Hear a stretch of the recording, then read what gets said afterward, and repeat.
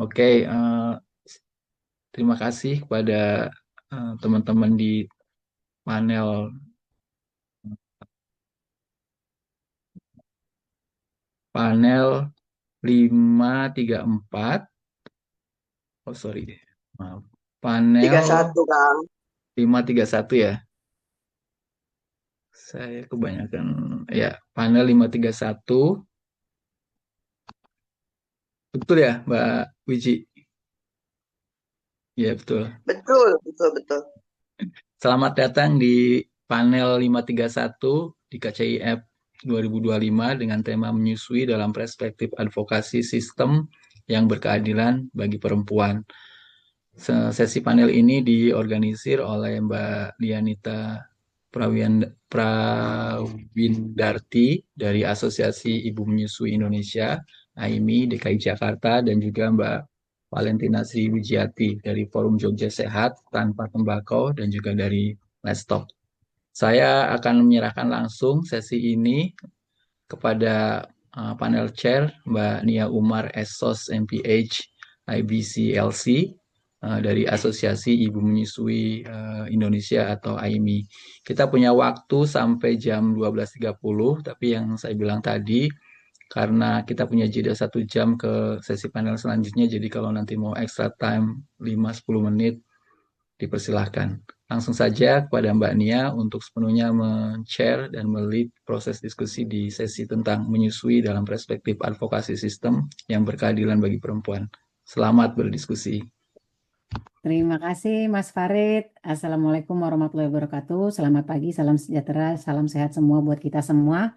Terima kasih atas kesempatan yang diberikan. Saya sebagai salah satu pendiri AIMI dan sekarang menjabat sebagai Ketua Umum mengapresiasi sekali kegiatan ini karena kami melihat menyusui dengan isu feminisme ini sebenarnya tidak bisa dipisahkan ya, sesuatu hal yang berkaitan, tetapi kadang banyak yang salah mengartikan gitu. Apalagi kami para aktivis penggiat menyusui itu kadang-kadang ada pihak yang melihatnya kami ini kayak ingin memaksakan perempuan untuk menyusui gitu. Padahal sebenarnya kehadiran kami itu bukan untuk itu. Dan di apa yang akan dipaparkan oleh teman-teman saya nih para pengurus-pengurus AIMI dan para konselor inilah yang akan menjelaskan kenapa sih sebenarnya kami itu hadir bukan untuk memaksa, bukan untuk menghakimi perempuan yang tidak menyusui atau apapun itu. Jadi di sini kan akan kami kami paparkan gitu. Karena pada menyusui itu kan kadang-kadang dilihatnya hanya sebagai aktivitas biologis yang merupakan urusan perempuan saja gitu. Pada kenyataannya sebenarnya menyusui itu sebuah apa ya, litmus test tentang bagaimana berbagai pihak semestinya berjuang bersama untuk sistem yang lebih berpihak pada perempuan. Menyusui itu juga hak asasi buat perempuan sebenarnya dan juga hak yang tidak bisa dipisahkan untuk anak. Seperti buat perempuan, kita berhak mendapatkan dukungan dan perlindungan bukan hanya dari negara tetapi dari juga masyarakat. Panel ini membahas 4 kajian tentang menyusui dan bagaimana keberhasilan yang ditentukan oleh peran aktif berbagai pihak untuk menghadirkan sistem yang lebih berkeadilan bagi perempuan. Panel pertama dibuka oleh Kakak Ria Oktorina yang menjelaskan bagaimana menyusui merupakan praktek pengasuhan yang pertama dan penting sekali sebagai penyedia pangan pertama. Jadi first care on the first food yang memastikan peran strategis dalam ketahanan pangan, kesehatan, dan berkelanjutan lingkungan. Namun peran ini masih terpinggirkan seringkali oleh banyak pihak dan apalagi dari kerangka kebijakan pangan nasional. Nanti yang kedua akan ada Kakak Andini Pramono yang akan mengeksplorasi keterkaitan antara keadilan gender, keberlanjutan lingkungan, dan praktek pemberian makan bayi melalui pendekatan Baby Friendly Hospital Initiative atau Rumah Sakit Sayang Bayi. Sehingga ini penting untuk mengatasi kebijakan yang sensitif gender dan investasi dalam dukungan menyusui untuk memastikan transisi yang adil dan berkelanjutan dalam layanan maternitas. Presenter ketiga kami adalah Kusmaira Ambarwati yang akan menganalisis determinan gender, status disabilitas, dan pekerjaan dalam konteks pelayanan menyusui serta pelayanan kesehatan ibu dan anak. Intervensi yang lebih inklusif dan responsif terhadap kebutuhan spesifik kelompok rentan, termasuk perempuan dan penyandang disabilitas. Diperlukan juga untuk meningkatkan ini semua untuk efektivitas program kesehatan ibu dan anak di Indonesia. Dan penutup nanti yang akan menyampaikan adalah Sekjen dari AIMI, Lianita Prawindarti. yang akan membahas tentang promosi susu formula komersial yang melemahkan penilaian objektif perempuan dalam menentukan asupan terbaik bagi bayinya. Data dari platform pelanggaran kode.org menggambarkan bagaimana pemasaran susu formula komersial ini yang sangat masif dan agresif di Indonesia yang membuat ibu meragukan kapasitas biologisnya untuk menghasilkan ASI bagi bayinya. Walaupun Indonesia memiliki berbagai regulasi yang untuk membatasi promosinya, namun pengawasannya masih sangat lemah dan belum sepenuhnya berpihak pada perlindungan hak kesehatan mendasar ibu dan anak. Tanpa berpanjang lebar lagi, saya persilahkan kepada Kakak Ria Oktorina untuk memulai paparan pertamanya.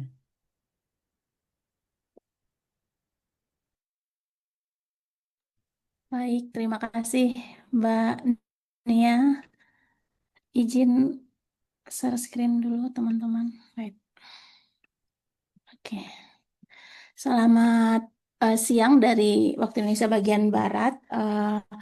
Saya Ria Oktorina, konselor menyusui di Asosiasi Ibu Menyusui Indonesia. Mau berbagi tentang kajian yang sempat saya lakukan terkait judulnya seperti tadi sampaikan Mbak Nia. Untuk membuka ini yaitu First Food, First Care, Perspektif Gender dalam menyusui pada sistem pangan di Indonesia. Jadi kenapa sih kami tertarik ya untuk mengkaji ini, bahwa memang seperti kita sama-sama tahu tadi menyusui ini merupakan praktik pengasuhan yang pertama banget, karena saat bayi manusia lahir gitu ya langsung diasuh di caring sama orang tuanya, sama support system di keluarganya, dan sekaligus penyedia pangan pertama.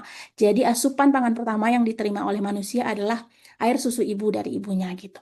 Kemudian semua tahu bahwa peran strategis menyusui ini sangat penting, terutama dalam aspek kesehatan. Banyak sekali kajian terkait itu, tapi juga ketahanan pangan. Namun itu tidak mudah karena dipengaruhi oleh faktor sosial, ekonomi, dan budaya. Kajian ini juga akan bersinggungan bagaimana perspektif gender menyusui yang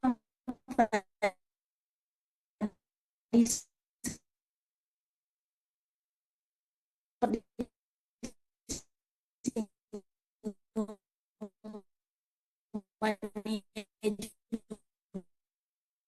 juga tak banyak asuhan atau pengasuhan manfaatnya manfaatnya, tapi masih terpinggirkan dalam kerangka kebijakan. Terutama konteks yang ingin kami tekankan di sini yang merupakan juga ketertarikan kami adalah terkait dengan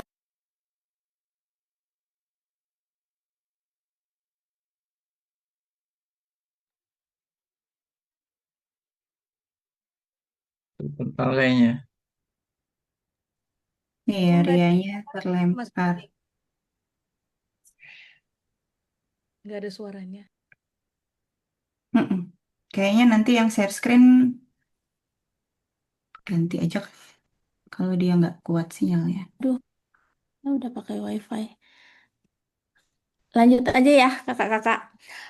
Dan terakhir, bagaimana diskursus ketahanan pangan nasional dan bahkan global masih belum mengintegrasikan menyusui, perlindungan terhadap menyusui sebagai komponen strategisnya. Jadi ini ada beberapa definisi untuk membatasi istilah-istilah yang kami pakai dalam kajian ini, bahwa sistem pangan yang dibahas di sini konteksnya bagaimana aktivitas produksi dari distribusi, konsumsi, sampai pengolahan limbah pangan sesuai Undang-Undang Pangan. Kemudian ketahanan pangan ini terpenuhinya kecukupan pangan, gizi dan beragamnya bagi setiap orang termasuk dari bayi. Dan First Food System merujuk kepada kajian dari Ott et al. 2021 bahwa sistem pangan yang paling pertama itu mencakup pemberian makan bayi dan anak di usia 0 sampai 36 bulan, khususnya ASI dan MPASI.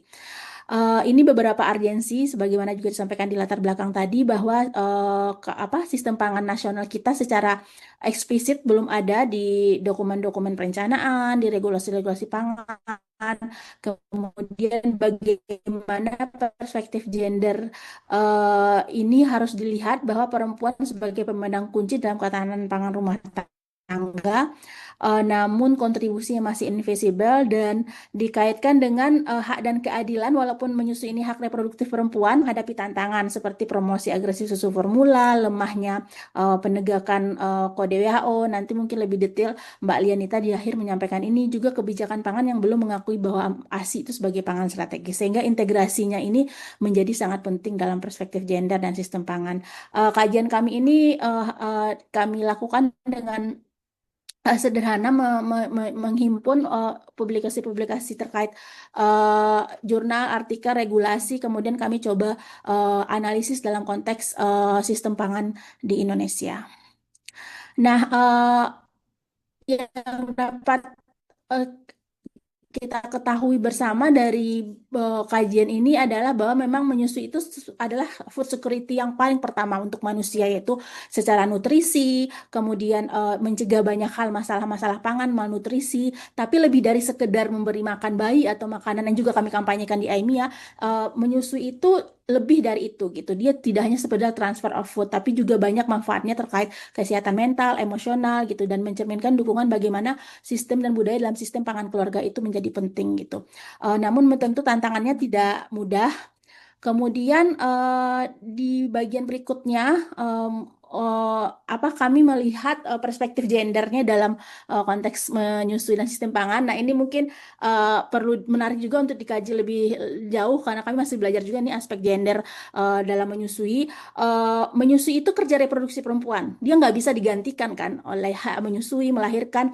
Hamil itu adalah 3 kerja reproduksi yang hanya bisa dilakukan perempuan, tidak bisa digantikan oleh laki-laki. Nah, tapi kerja yang sangat signifikan ini belum diapresiasi sebagai bagian yang yang lengkap gitu ya, atau perempuan masih dianggap karena ini pekerjaan reproduksi, bentuk dukungan dari sekitarnya juga belum optimal gitu. Jadi dukungan strukturalnya minim. Jadi kita sama-sama tahu walaupun udah banyak kebijakannya, ibu menyusui masih kekurangan fasilitas penunjang, baik cuti melahirkan, ruang laktasi, atau mungkin fleksibilitas kerjanya untuk menyusui. Nah, hambatan ini juga terlihat dari situasi darurat. Nah, ini nanti Mbak Anita mungkin lebih dalam juga, di mana promosi susu formula sering lebih dominan dibanding perlindungan menyusui, sehingga memang kebijakan yang konsisten untuk mendukung ibu menyusui ini menjadi salah satu poin struktur krusial. Jadi ingin kesetaraan gender untuk ibu menyusui itu ya diberikan kebijakannya juga gitu. Kemudian dalam konteks pangan, karena kita bahas sistem pangan tadi, memang masih invisible peran perempuan. Di Indonesia perempuan tani lebih banyak gitu ya yang bekerja di sektor pertanian. Itu pangan yang ngurusin pangan keluarga di rumah tangga perempuan, dia ngelola gizi keluarga, nentuin makan apa keluarga perempuan, tapi masih terabaikan gitu. Di Indonesia sendiri mungkin teman-teman bisa lihat di sekitar kita masih adanya keterbatasan perempuan juga untuk akses menyiapkan pangan yang baik untuk keluarga. Modal teknologi, belum lagi promosi masif makanan fortifikasi, susu formula, dan lain sebagainya. Dan ini tidak pernah dipertimbangkan atau belum dipertimbangkan dalam perumusan kebijakan pangan. Bahkan secara global juga gitu. Nah, kami coba lihat kebijakan pangan di Indonesia di mana posisi menyusui memang belum secara eksplisit dan belum terintegrasi gitu. Sistem pangan yang dilihat di Undang-Undang Pangan ini masih kebijakan ketahanan pangan yang fokus pada ketersediaan bahan pangan pokok. Jadi ada makanan yang kita makan ya, diversifikasinya gimana, fortifikasinya gimana, harganya gimana gitu. ASI dan menyusui itu nyaris sama sekali nggak ada disebut dalam komponen ketahanan pangan gitu. Sebenarnya ini juga sejalan dengan temuan global bahwa memang isu penyediaan ASI menyusui ini tidak menonjol dalam diskusi ketahanan pangan konvensional. Nah, kemudian masih terjebak pada silo-silo ya. Jadi terutama memang isu menyusui dianggap sebagai isu ranah sektor kesehatan saja gitu. Terutama kesehatan ibu dan anak. Dia terpisah dari sektor pangan, bahkan pengembangan ketahanan pangan. Jadi instrumen kebijakan seperti Kode WHO untuk melindungi ibu dan bayi kan, dan konsumen itu sendiri itu tidak optimal kan kita praktekkan di Indonesia, dan juga tentu hambatan-hambatan struktural lain yang tidak mendukung menyusui. Nah, dampak dari kebijakan ini karena belum masuk ke kebijakan pangan utama, tentu investasi, perhatian politik, semuanya itu masih sangat rendah gitu. Respon darurat contohnya di situasi bencana, memang ini ada kajiannya dan kami di AIMI juga temui di lapangan bagaimana di situasi bencana pangan yang dipikirkan itu pangan orang dewasa, pangan bayi tidak dipikirkan, pangan anak-anak, sehingga distribusi susu formula masif tidak terkendali, dan itu justru menghalangi dukungan untuk ibu menyusui, bahkan menyebabkan masalah-masalah pangan lain untuk anak di saat situasi darurat gitu ya, seperti ya tentu diare dan lain sebagainya, sehingga regulasi dan strategi pangan memang belum memperhitungkan ASI dan menyusui ini gitu. Ini kami coba rekap gitu beberapa regulasi dan memang sebagian besar tidak menyebutkan secara eksplisit gitu. Jadi Undang-Undang Pangan tidak disebut sama sekali, Undang-Undang Kesehatan tentu karena itu masih dipandang sebagai urusan kesehatan tentu disebut gitu. Di dokumen perencanaan tidak menjadi prioritas, tidak disebut sama sekali. Walaupun ada bagian stunting disebut ASI untuk dokumen jangka menengah di RPJMN, tapi eh, apa eh, sebenarnya Indonesia di Bappenas sudah ada konsep strategi Sustainable Food System kita gitu di tahun 2021 Bappenas susun. Ini cuma disinggung sedikit sebagai konsep gitu dan belum ada regulasi. Jadi memang masih sangat menantang isu menyusui ASI ini tidak masuk sebagai bagian dari sistem pangan nasional dan padahal itu pangan pokok pertama gitu yang kita terdapat konflik kebijakan masih dianggap itu urusan kesehatan, sehingga memang padahal promosi terkait susu formula, makanan pengganti ASI itu urusan pangan kan yang diatur juga seharusnya, sehingga tidak ketemu di sini gitu, ada konflik kebijakan dan ini dampaknya sebenarnya banyak terhadap gizi anak dan seterusnya. Ini berapa menit ya saya berbenah terakhir ini mungkin saya sebenarnya secara inti dari kajian ini dari banyak jurnal dan referensi saya coba lihat dan terutama regulasi nasional gitu ya. Memang tidak ada pengarus utamaan menyusui ini dalam konteks sistem pangan kita gitu. Padahal menyusui ini adalah investasi yang harus dilakukan oleh multisektor, bukan hanya sektor kesehatan. Fondasi ketahanan pangan, kesehatan, bahkan lingkungan, manfaat menyusui untuk lingkungan ini sangat banyak. Itu dikaitkan juga sebenarnya dengan Sustainable Food System tadi. Jadi mengakui ASI sebagai pangan pertama itu idealnya juga mengakui peran ibu menyusui sebagai produsen pangan untuk bangsa. Ini mengutip beberapa jurnal yang juga selaras. Jadi ini masih menjadi PR kita bagaimana menganggap menyusui ini bukan urusan kesehatan tapi juga urusan terkait dengan sistem pangan yang berkelanjutan. Kemudian belum adanya integrasi dalam kebijakan pangan menjadi catatan selanjutnya dan sistem pangan pertama atau first food system yang kita coba integrasikan itu harusnya, nah belum ada kan indikator-indikator. Nah kalau di dokumen perencanaan kan kita bahas target indikator yang kemudian digejawantahkan oleh para kementerian terkait atau di tingkat kebijakan di tingkat lokal gitu. Nah ini karena belum disentuh tentu tidak jadi prioritas sampai ke bawah gitu. Perlu memasukkan mungkin target atau indikator ini dalam strategi ketahanan dan panganan gizi bahkan sampai ke dokumen-dokumen perencanaan agar memang ketika dia jadi indikator itu ada bentuk program yang mendukung dan jelas ada pengarus utamaan itu gitu. Jadi pendekatan ketahanan pangan kita masih terbatas pada pangan pokok atau yang dikonsumsi orang dewasa gitu ya. Sekarang cakupan terhadap bayi dan pangan bayi itu belum dijadikan arus utama. Jadi tentu seperti tadi juga disampaikan Mbak Nia di awal, menyusui ini bukan urusan ibu, bukan urusan sektor kesehatan. Jadi dukungan lintas sektor perlu dilihat dan bukan hanya itu kita pangan sebagai urusan pangan. Sekarang pemerintah mengagung-agungkan masalah pangan gitu ya.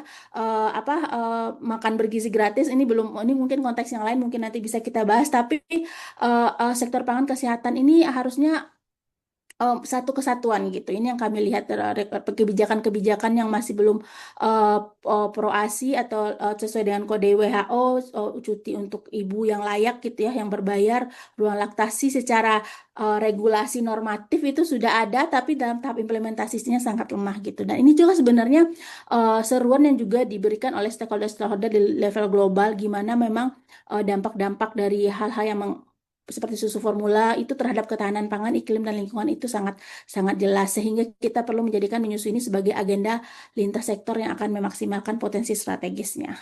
Mungkin itu terkait riset kajian studi yang kami lakukan terkait menyusui sistem pangan dan perspektif gender. Semoga dapat mengayakan kita semua untuk lebih memperjuangkan ini bersama-sama. Terima kasih. Terima kasih Ria. Luar biasa sekali paparannya. Kita jadi banyak paham ya bahwa sebenarnya menyusui itu tadi first food, first care itu sangat-sangat penting, dan first care itu sebenarnya justru harus diberikannya tuh ke ibu dan ke anak, bukan hanya ke anaknya saja sebenarnya ya.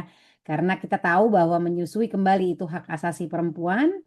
Ketika kita bicara hak akan muncul kewajiban, jadi kewajibannya itu berpangku pada pihak yang ada di sekitar ibu, mulai dari pasangannya, mulai dari keluarga, mulai dari lingkungan, masyarakat, tempat kerja, komunitas, sampai paling luas adalah pemerintah.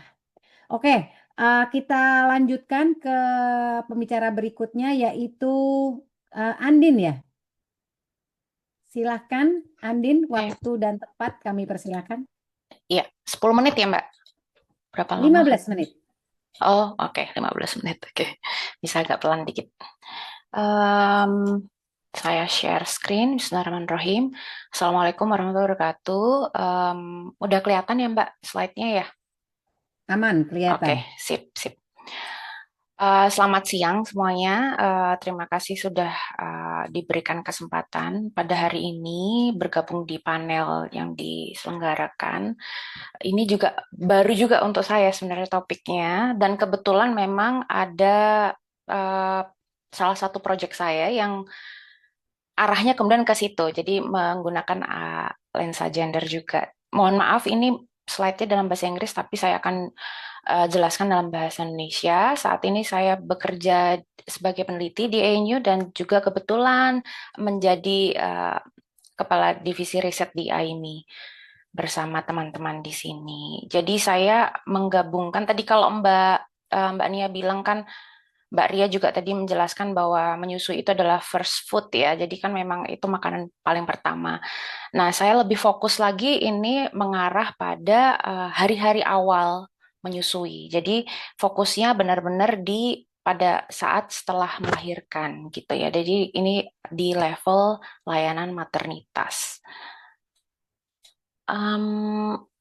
Kenapa ini background-nya sedikit? Jadi kenapa breastfeeding atau kenapa menyusui itu adalah isu gender, dan juga sekarang sudah mulai banyak juga penelitian yang mengkaitkan ini dengan isu yang sedang banyak difokuskan juga. Ini tujuannya supaya lebih banyak stakeholder, policy maker yang lebih bisa menganggap bahwa topik menyusui itu bukan cuman pekerjaan perempuan tadi yang seperti berulang-ulang disebutkan ya, bahwa ini tuh responsibility, tanggung jawabnya banyak pihak gitu, bukan hanya perempuan. Jadi kadang kita juga perlu mengkaitkan itu dengan topik yang lain. Nah, ini jadi bahwa semakin banyak sekarang studi-studi melihat dampak lingkungan dari penggunaan susu formula. Jadi asumsinya bahwa kalau angka menyusui itu rendah, otomatis bayi akan diberikan susu formula gitu ya. Jadi nah ini sudah banyak sekali penelitiannya dampak ke lingkungan dari penggunaan mulai dari produksi sampai penggunaan. Jadi produksi di manufacturer di pabrik sampai dia didistribusikan ke supermarket, kemudian sampai digunakan di level rumah tangga, itu banyak sekali dampak lingkungannya. Dan sebaliknya menyusui udah jelas, ini juga ada banyak penelitiannya, itu carbon footprint-nya, dampak lingkungannya. Jadi ada hitungannya juga, banyak menghitung juga ibu kalau menyusui itu kan butuh kalori lebih tinggi gitu. Nah, itu kalorinya berapa dan lain sebagainya, itu dampak lingkungannya. Itu semua dihitung, dikomparasikan, tetap saja menyusui itu lebih rendah dampak lingkungannya dibandingkan susu formula. Ini ada satu key evidence dari Indonesia. Kebetulan ini dari studi saya juga di situ. Nanti referensinya ada di belakang. Jadi penggunaan ini khusus di Indonesia ya. Jadi hitungan ini di Indonesia, penggunaan susu formula itu menggantikan 210 juta liter ASI per tahunnya, menyebabkan kerugian ekonomi sekitar 6,2 miliar US dollar. Ini kenapa kita berupaya mengangkakan ya, membuat menjadi angka itu kadang-kadang karena memang tujuannya kita mau menarik perhatian policy maker bahwa ini menyusui itu kadang-kadang tidak terlihat. Jadi kita mau melihat membuatnya ini menjadi sebagai angka gitu. Jadi ini kami berupaya untuk bisa ada nilai angkanya gitu. Jadi itu kenapa kita melakukan studi ini. Kemudian susu formula menghasilkan emisi karbon hingga 380 juta kilogram CO2 dan penggunaan air sebesar 129 miliar liter. Kemudian juga keluarga itu menggunakan untuk membeli susu formula untuk anaknya di bawah usia 2 tahun tuh biasanya menghabiskan 100 miliar US dollar per tahunnya dengan sistem beban sistem kesehatan tuh mencapai 60 million US dollar. Itu dari apa namanya angka sakit yang bisa dicegah melalui menyusui. Selanjutnya, ini karena tadi seperti saya bilang, saya memfokuskan hanya di hari-hari awal. Jadi ada yang namanya Baby Friendly Hospital Initiative atau Rumah Sakit Sayang Bayi. Ini adalah rekomendasi global dari WHO ya. Dan ini sudah banyak sekali karena ini memang di launching, dipublish itu sejak tahun 1989. Policy-nya yaitu 10 Steps to Successful Breastfeeding, atau di bahasa Indonesia kan menjadi 10 langkah menuju keberhasilan menyusui gitu ya. Banyak sekali studinya ini tuh terbukti meningkatkan angka menyusui, menurunkan penggunaan formula dan sebagainya. Banyak sekali. Jadi tadi Mbak Ria juga sempat menyinggung sedikit bahwa manfaat menyusui itu kan dari kesehatan udah jelas sekali. Studinya banyak sekali, udah sering kali dimunculkan juga. Tapi kemudian kita mulai juga melihat itu dari sisi ekonomi. Ini ada satu case study dari Indonesia juga dilakukan di salah satu rumah sakit di Surabaya. Waktu itu saya lakukan menghitung manfaat yang didapatkan jika rumah sakit ini mengimplementasikan 10 UMKM atau tadi BFHI itu. Jadi ternyata setiap $1 yang diinvestasikan menghasilkan 49 US dollar manfaat. Ini mencakup manfaat kesehatan jangka panjang bagi ibu dan bayi serta penghematan ekonomi yang signifikan. Jadi ini memperkuat bukti gitu ya bahwa menyusui itu bukan hanya intervensi kesehatan tapi juga strategi pembangunan sosial dan ekonomi yang efektif. Ini juga dari sisi gender just climate transition. Jadi kita kan mau melakukan transisi yang ke arah ramah lingkungan tapi juga adil gender gitu. Jadi tidak merugikan perempuan lah, intinya itu seperti itu. Jadi kita harus memfokuskan juga pada kebijakan-kebijakan yang tidak hanya jadi hanya perempuan yang disuruh ini, perempuan yang disuruh itu, kemudian ya jadi ini juga untuk mensupport perempuan sebagai caregivers dan juga pekerja gitu ya, dan memastikan ada keadilan untuk reformasi climate change. Ada satu penemuan juga dari case study yang dilakukan di Indonesia.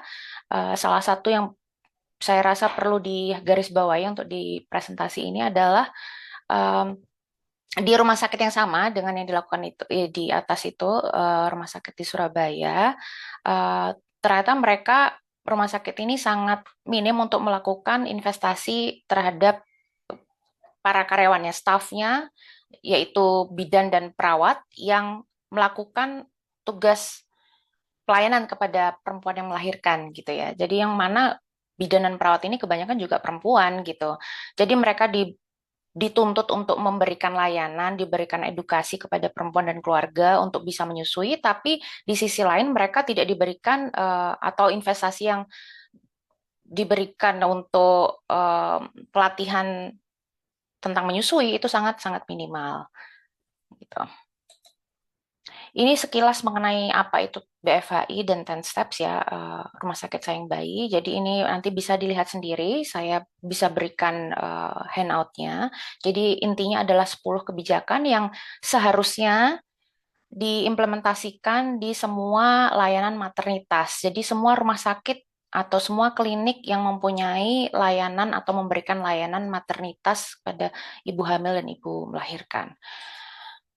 Untuk studi ini kami bertujuan untuk mengeksplorasi strategi transisi yang adil secara gender dalam pemberian makan bayi dan anak usia dini (YCF) yang sejalan dengan tujuan pembangunan berkelanjutan dan target global untuk menyusui tahun 2030. Kami ingin memahami bagaimana strategi seperti BFHI ini dapat mengurangi penggunaan susu formula secara berkelanjutan, tapi juga adil buat perempuan sebagai ibu yang menyusui dan juga perempuan yang bekerja sebagai tenaga kesehatan yang memberikan layanan maternitas tadi. Metode yang kami lakukan adalah scoping review dan naratif sintesis. Kami melakukan scoping review-nya dengan 3 topik yang interrelated seperti ini. Jadi yang pertama kami melakukan pencarian terhadap dampak lingkungan dari penggunaan susu formula di layanan maternity. Yang kedua adalah transisi adil secara gender dalam sistem pangan. Yang ketiga adalah pengaruh BFAI terhadap penggunaan susu formula saat keluar dari rumah sakit.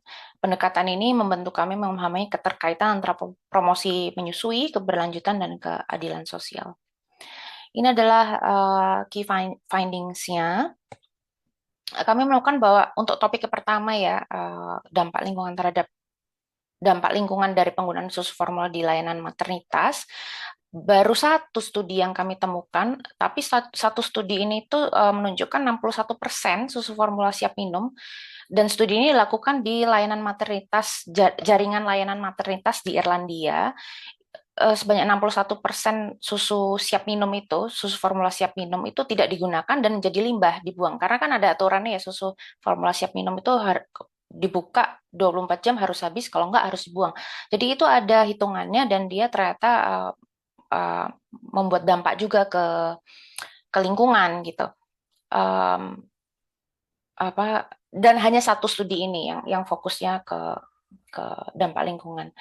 Kemudian untuk topik kedua, dalam sistem pangan, ketimpangan gender masih kuat, perempuan menghadapi hambatan dalam akses sumber daya, pengambilan keputusan, dan adaptasi iklim. Yang topik ketiga, BFAI, ini sudah banyak sekali, jadi kami menemukan banyak sekali studi yang menunjukkan penurunan penggunaan susu formula jika bayi dilahirkan di rumah sakit yang menerapkan 10 MKM atau rumah sakit yang sayang bayi tadi. Tapi tadi kembali lagi ke penemuan yang saya penelitian sebelumnya dan juga di banyak studi lain, banyak sekali temuan bahwa kurang investasi dalam mengimplementasikan BFAI atau 10 MKM ini. Jadi ini rangkuman sekaligus policy implication, implikasi kebijakan dari berbagai temuan yang kami lakukan gitu ya. Yang pertama, kita perlu mendorong investasi yang lebih besar dalam edukasi staf tentang menyusui. Jadi bukan hanya soal pelatihan teknis, tapi juga membangun komitmen institusional yang berkelanjutan. Karena memang kebanyakan masih banyak juga rumah sakit, layanan maternitas, termasuk juga di Indonesia ataupun di negara lain tuh yang memang bergantung pada sumber dana yang tidak sustainable gitu. Dan sumber dananya ini juga seringkali tidak diprioritaskan untuk program BFAI ini untuk mendukung menyusui gitu ya. Pengurangan penggunaan susu formula selama dan setelah masa rawat inap sangat penting untuk mendukung praktik menyusui eksklusif. Kebijakan ini juga harus memperhatikan keadilan gender, mendukung ibu dan tenaga kesehatan perempuan tanpa merugikan perempuan di sektor agri-food. Maksudnya adalah tadi Mbak Ria sempat juga menyebutkan petani gitu ya, banyak petani itu yang perempuan gitu. Jadi kalau atau peternak di farm gitu ya, itu bagaimana caranya kita meningkatkan kalau bisa dibilang adalah meningkatkan dukungan menyusui tapi tidak merugikan pekerja perempuan di sektor yang lain gitu. Yang berikutnya adalah dampak lingkungan. Target global untuk menyusui eksklusif memiliki potensi besar dalam mengurangi emisi gas rumah kaca, bahkan lebih signifikan dibanding dengan upaya dekarbonisasi produksi susu formula. Penjualan susu formula terus meningkat secara global dan angka menyusui eksklusif juga masih rendah secara global. Ini menunjukkan perlu intervensi kebijakan yang lebih kuat dan dukungan sistem gitu. Untuk implementasi BFAI sendiri, ini terbukti meningkatkan angka menyusui, mengurangi penggunaan susu formula, sehingga ini juga akan berkontribusi pada mitigasi perubahan iklim. Hambatan seperti kurangnya pendanaan dan dukungan terhadap menyusui masih menjadi tantangan utama di mana-mana ya, termasuk di Indonesia. Dan analisis kebijakan ini dari temuan ini penting sekali menggunakan lensa gender untuk memastikan bahwa transisi ini tuh adil, kemudian dia bisa sustain, dan juga inklusif. Ini referensi yang saya sebutkan tadi di slide sebelumnya. Kalau ada pertanyaan, nanti kita bisa diskusikan di akhir sesi. Terima kasih.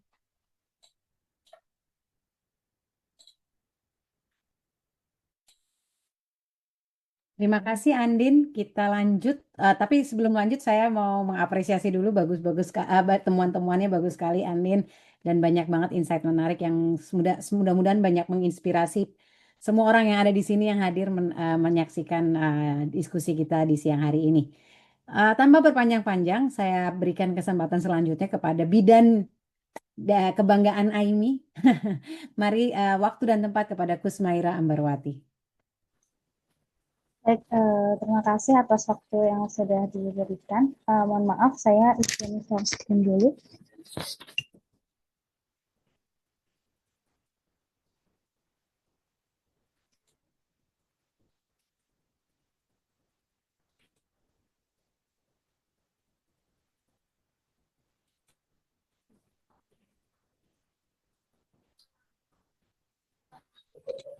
Apakah sudah terlihat ya? Ya. Sudah, aman. Baik, bismillahirrahmanirrahim. Selamat pagi dan salam sejahtera untuk kita semuanya. Perkenalkan, saya Kusmaira Ambarwati. Teman-teman silahkan panggil Maira saja. Saya sebenarnya kalau home base-nya ada di salah satu universitas swasta di Jakarta, di Urindo, dan juga bagian dari Asosiasi Muslim Indonesia di Divisi Riset. Baik, saat ini saya memakai kacamata dan berkerudung krem. Mungkin untuk teman-teman disability mungkin bisa mungkin memberikan nama tertentu pada saya ya. Oke, silahkan.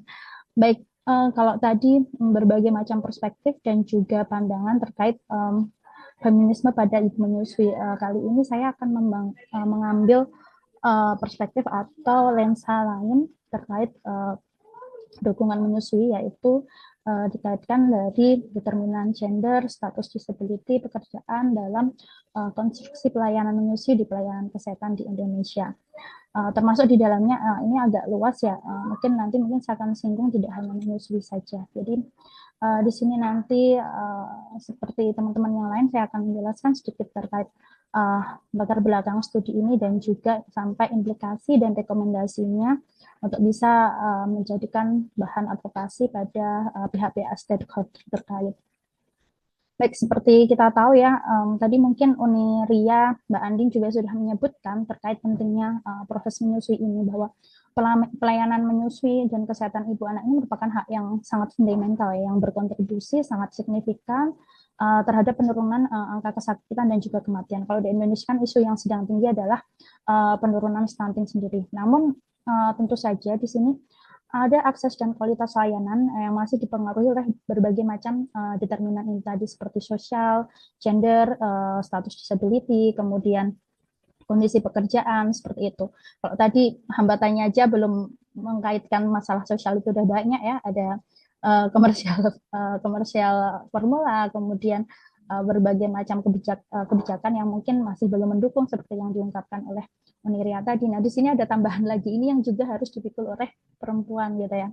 Nah, jadi kalau kita lihat dari data nasional itu memang cakupan ASI itu tinggi banget gitu ya. Enggak banget sih, maksudnya 66,4% di 2024, dan ini tapi masih belum merata ya. Dan lagi ini masih debatable dengan berbagai macam jenis temuan angka, karena kadang-kadang di definisinya masih berbeda-beda dengan apa yang diinginkan oleh WHO.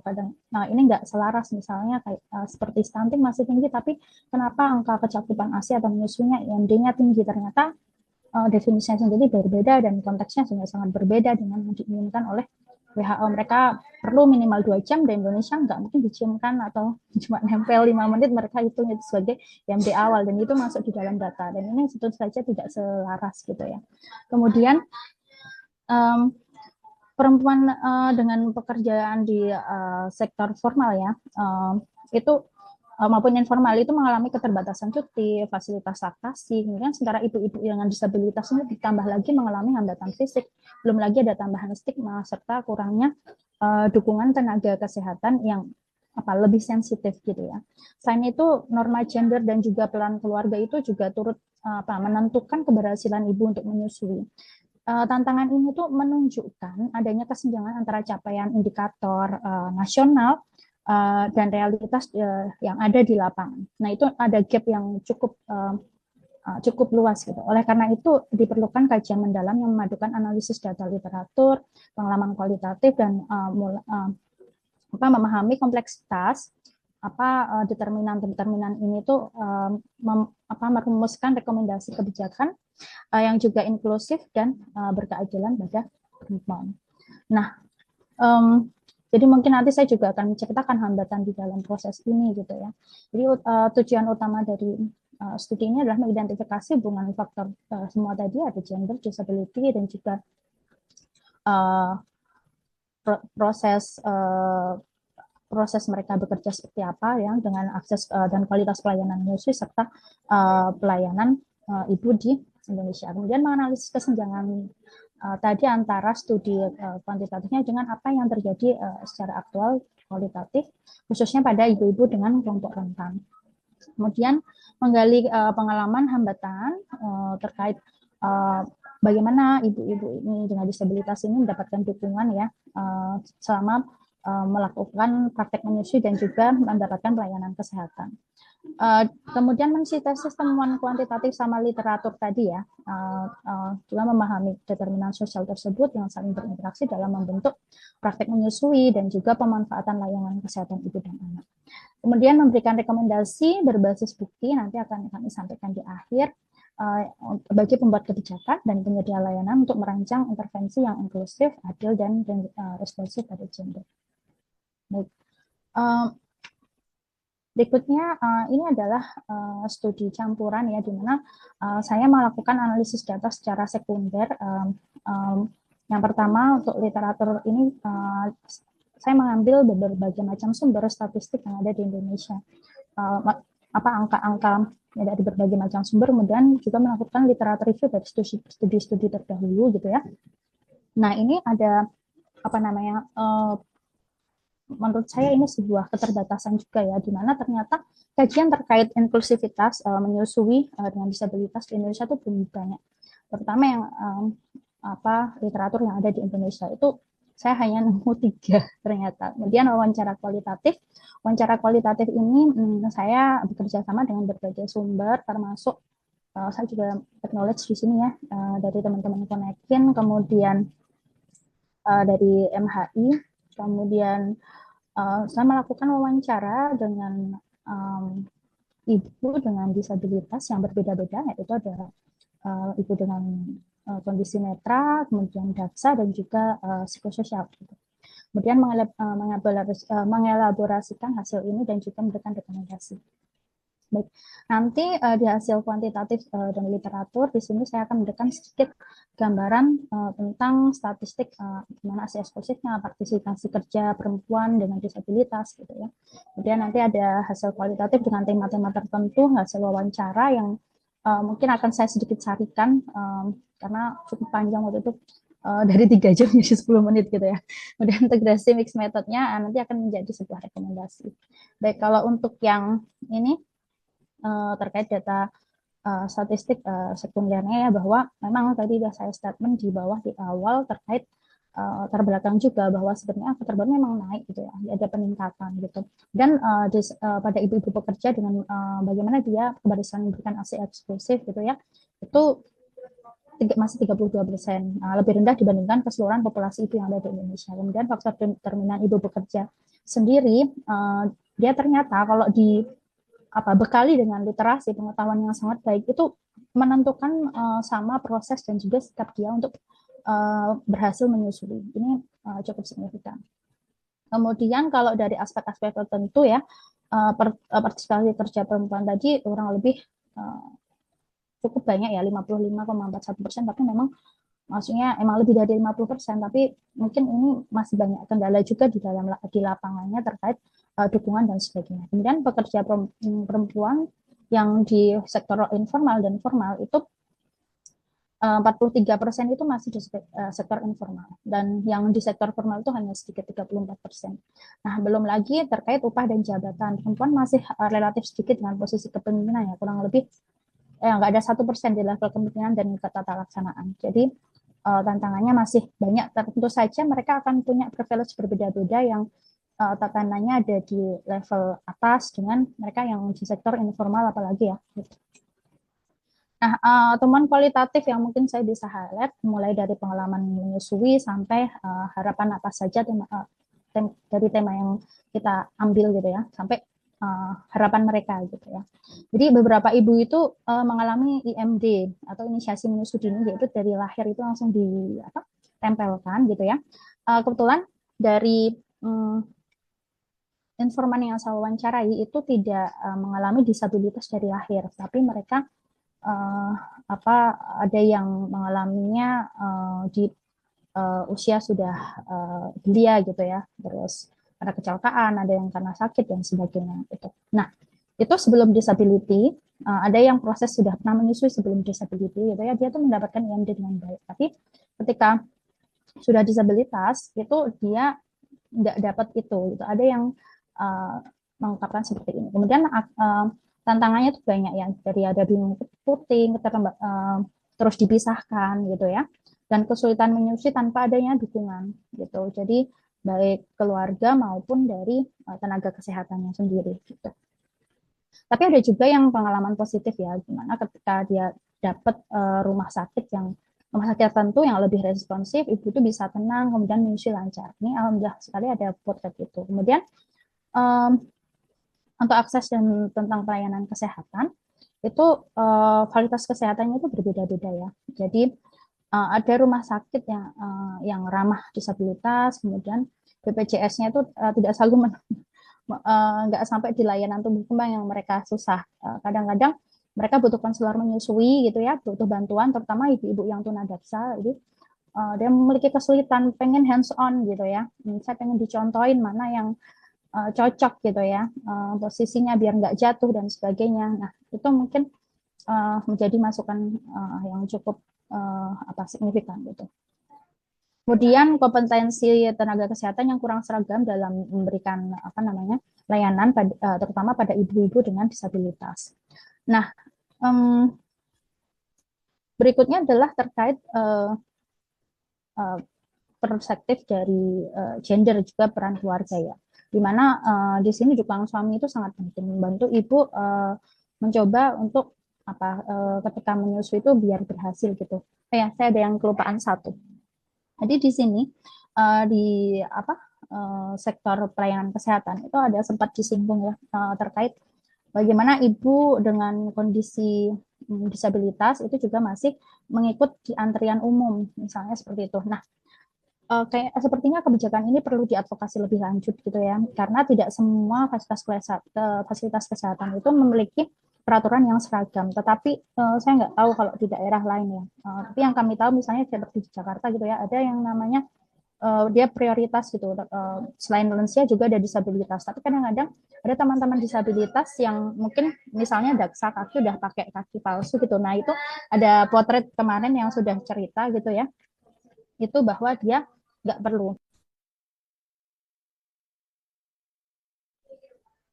Nah itu mereka tunadaksa gitu ya, itu pas udah pakai kaki palsu, Mbak aku nggak diidentifikasi, tapi aku udah bilang gitu. Nah jangan kan seperti itu, kadang-kadang kita di sini tuh mohon maaf ibu hamil udah pakai pin gitu ya, udah pakai pin tapi tetap didesak-desak dan tidak diberikan kursi gitu misalnya ada di angkutan umum dan sebagainya. Ini mungkin menjadi sebuah kajian-kajian tersendiri untuk memberikan advokasi apakah harus seperti apa untuk dinotifikasi gitu ya. Kemudian berikutnya terkait yang gender tadi ya, beberapa ibu itu merasakan dokter dengan gender yang berbeda. Misalnya ada yang dia dokter perempuan itu lebih intimidatif. Ini dari temuan kualitatif ya, artinya nggak bisa digeneralisasi. Jadi ada yang bilang seperti itu. Jadi ada bias gender yang mungkin teman-teman nakes perempuan mungkin harus lebih lebih sensitif, kemudian lebih merangkul sesama perempuan gitu. Belum lagi tekanan keluarga, misalnya cucu pertama yang harus optimal, bisa memicu stres dan juga depresi postpartum. Dimana ada beberapa ibu yang beliau ini anak pertama, terus ibunya sudah anak itu harus dapat asupan yang bagus dan sebagainya gitu. Dan jadi dia masukannya bagus, tapi mungkin cara penyampaian dan sebagainya itu membuat ibu-ibu dengan kondisi rentan ini tambah tambah harus butuh support yang lebih gitu ya. Nah, Berikutnya terkait pekerjaan dan juga peran ekonomi. Misalnya ini saya bilang di situ kan ada yang guru gitu, ini bisa lebih pulang cepat gitu. Terus ini salah satunya beruntung. Tapi bagaimana dengan sektor-sektor yang informal? Ternyata mereka nggak bisa bawa anaknya, nggak bisa bawa bayinya gitu. Apalagi dengan stigma di luaran sana yang, aduh ini repotin dan sebagainya gitu. Nah, tapi ada potret bagus bahwa ada ibu dengan tunadaksa yang mungkin anaknya nggak dibawa gitu ya, tetapi yang mempekerjakan dia tuh sangat mengerti. Jadi gaji nggak ada stigma yang gimana, gaji tetap oke gitu. Dan membuat ibunya itu untuk apa bisa mandiri, justru bisa dimodali dan sebagainya. Tapi saya kira tidak semuanya teman-teman dengan kondisi ini, ibu-ibu ini selalu beruntung seperti ini. Nah, karena memang masih ada stigma seperti itu. Misalnya yang di NGO, nah saya kemarin ada yang di NGO juga, ternyata dia pernah merasakan mana yang NGO nasional sama NGO luar gitu. Dimana ternyata yang di luar itu dia lebih di backup, misalnya harus bawa pengasuh anaknya yang membawakan gitu ya. Itu juga mereka akan provide reimburse transportnya atau apanya ya, mungkin ini buat ke depan, yang impian ke depan gitu ya. Nah kemudian kalau yang nasional atau bahkan sektor formal pun tetap ada stigma, kayaknya ngapain ini kan kegiatan formal, kenapa harus bawa anak menyusu, apalagi kondisi kamu seperti itu dan sebagainya, itu masih ada yang seperti itu. Kemudian harapan dari mereka yaitu lebih dari adanya ruang akses informasi, edukasi yang ramah disabilitas, kemudian ruang menyusui yang aman, aksesibel, misalnya untuk netra itu bisa ada braille, audio, pencahayaan kontras. Ini kayaknya ini lama sekali juga pernah membahas ini ya dengan pihak-pihak terkait juga, mudah-mudahan nanti dapat kesempatan, termasuk misalnya tadi ada pelatihan yang hands on untuk teman-teman yang tunadaksa misalnya seperti itu. Netra juga ya, karena kan mereka dari perabaan, bagaimana sih posisi yang betul dan sebagainya gitu. Kemudian kebijakan tempat kerja dan juga layanan BPJS itu mereka pengen sekali yang lebih luas, ada inklusivitas di mana mereka membutuhkan bantuan yang lebih gitu ya. Jadi seperti itu. Kalau dari tematiknya tuh seperti ini ya, kita bisa lihat di sini bahwa dari kuantitatif literatur, dari kualitatifnya itu seperti ini. Jadi saya udah jelaskan di depan bahwa ini yang berbicara seperti itu. Aku kurang dukungan rumah sakitnya, termasuk dipisah dan sebagainya gitu ya. Kemudian kalau dari hasil wawancara sendiri yang tadi ya, akses mutu pelayanan kesehatan, jadi ada yang dapat ramah, ada yang bahkan nggak di IMD gitu. Di sini nanti saya akan sintesiskan di hasil bahwa bisa kita ketahui ya bahwa mereka ini,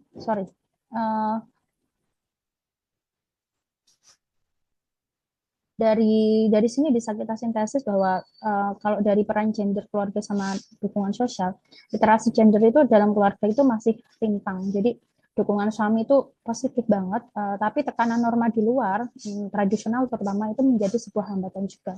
Kemudian kalau status disabilitas dengan dampaknya terhadap proses menyusui, antara literasi dan juga wawancara itu konsisten ya. Jadi status disabilitas ini memiliki faktor risiko ganda, jadi membatasi akses layanan juga sekaligus meningkatkan beban psikososial.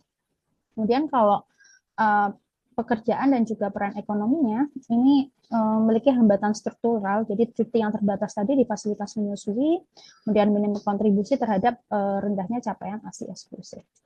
Kira-kira kesimpulannya, hasil kuantitatifnya menunjukkan capaian nasional, misalnya ASI eksklusif yang meningkat, tapi tetap ada kesenjangan besar pada ibu bekerja dan ibu dengan disabilitas. Nah, hasil kualitatif ini memperlihatkan pengalaman yang konkret yang memperkaya pemahaman sama dengan angka statistiknya. Tadi ada diskriminasi layanan, hambatan budaya, dan juga gender bagi dukungan kerja. Integrasi data ini memperkuat argumen bahwa determinasi gender, status disabilitas, dan pekerjaan itu saling berinteraksi dalam membentuk keberhasilan menyusui di layanan kesehatan ibu dan anak di Indonesia. Jadi, implikasi dan rekomendasi yang bisa kita petik dari kajian ini adalah perlu adanya kebijakan ramah disabilitas di layanan kesehatan ibu dan anak, fasilitas menyusui tadi dan cuti yang adil ya untuk ibu-ibu bekerja, sama dengan disabilitas, kemudian pelatihan tenaga kesehatan yang sensitif gender yang ini perlu di-highlight, dan disabilitas, kemudian perluasan cakupan BPJS tadi yang mungkin mereka tidak disamakan, mungkin kalau konselor dapat konselor menyusui dan sebagainya, Untuk disability itu ada yang lebih-lebihnya ya, sampai mungkin kunjungan dan sebagainya. Kemudian edukasi publik untuk mengurangi stigma terkait bahwa semua ibu itu sama, mempunyai hak yang sama dalam proses menyusui. Kira-kira seperti itu. Terima kasih, waktu dan tempat saya serahkan kembali pada Mbak Nia. Terima kasih. Terima kasih Maira atas paparannya, dan kita mengingat waktu terbatas, kita lanjutkan langsung ke presenter terakhir, Lianita. Waktu dan tempat kami persilakan.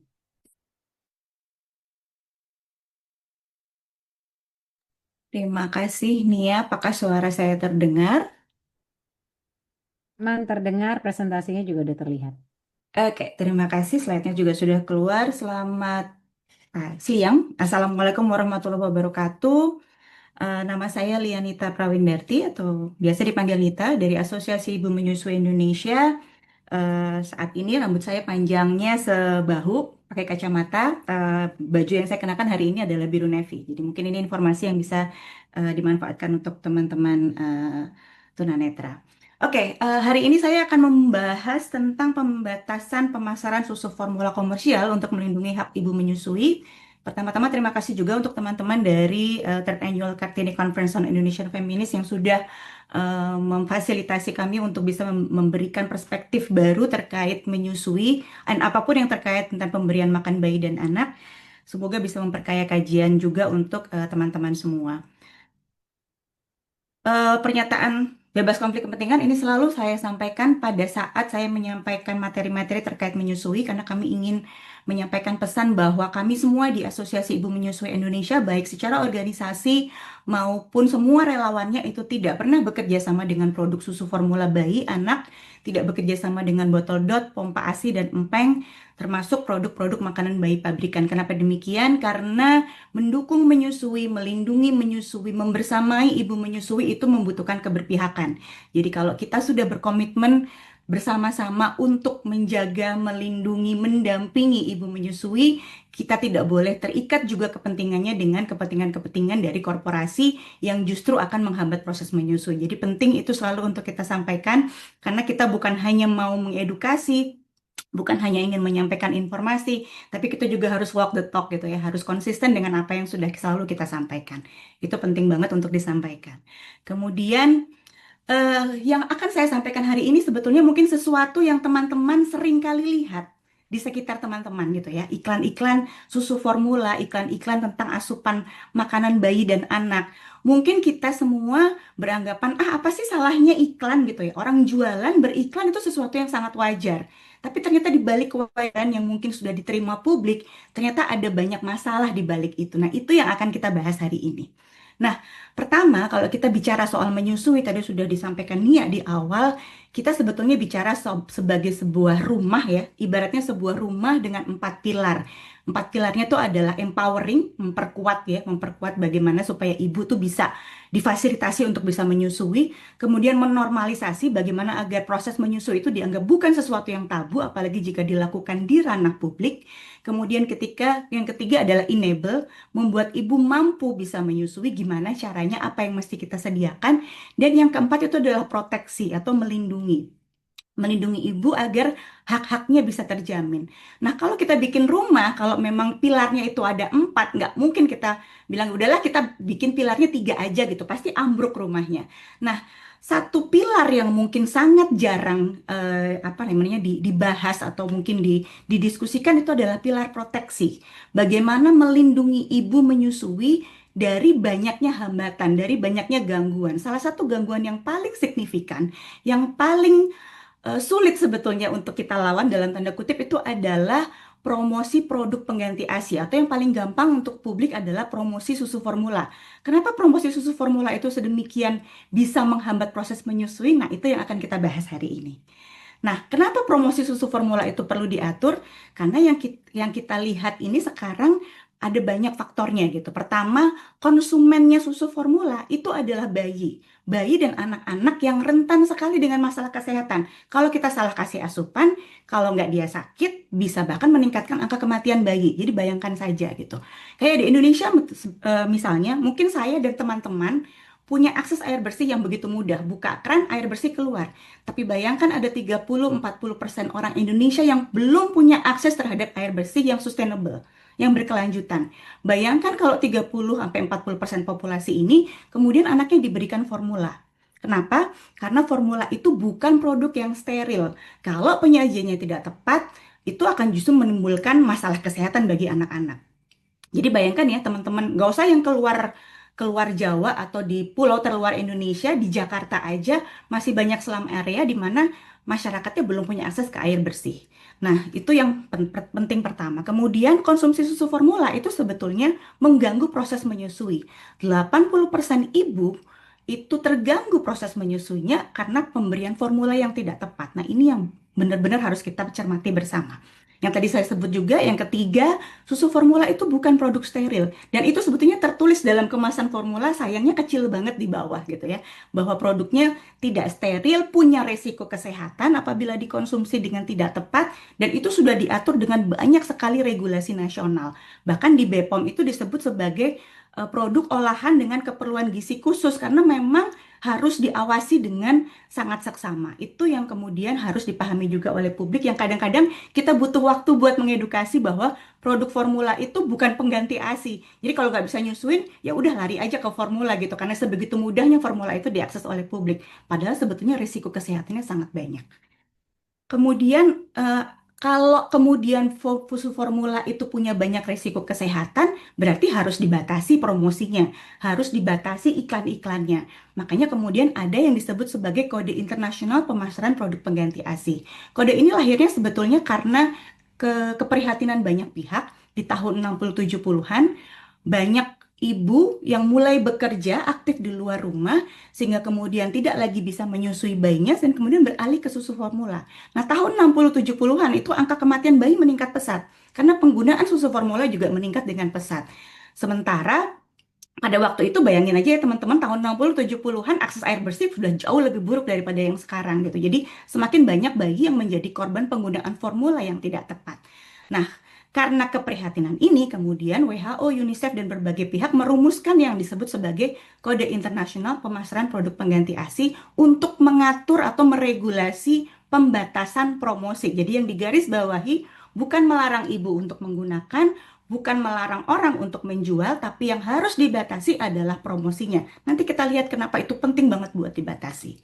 Nah, tapi masalahnya adalah kode internasional ini kan sifatnya global, adalah standar minimum. Nah, bagaimana kemudian ini bisa diterapkan di setiap pemerintahan negara, itu harus diadopsi dalam regulasi nasional. Nah, karena regulasi nasional ini yang nanti kemudian bisa mengawasi dan bisa memberikan sanksi kepada pihak-pihak yang melanggar. Makanya kode internasionalnya sudah ada dari tahun 81 dan itu harus diadopsi oleh semua negara termasuk di Indonesia. Nah, prakteknya di Indonesia seperti apa? Indonesia sebetulnya sudah mulai mengadopsi kode internasional itu sejak tahun 1999. Kayak di Indonesia sebetulnya promosi susu formula untuk bayi di bawah 1 tahun itu sudah tidak boleh ada. Jadi kalau teman-teman sekarang lihat iklan-iklan yang ada di televisi, ada di media, atau ada di billboard di jalan, itu biasanya adalah iklan susu untuk 1 tahun ke atas. Jadi regulasinya dari tahun 99 sampai 2024 sebetulnya seperti itu.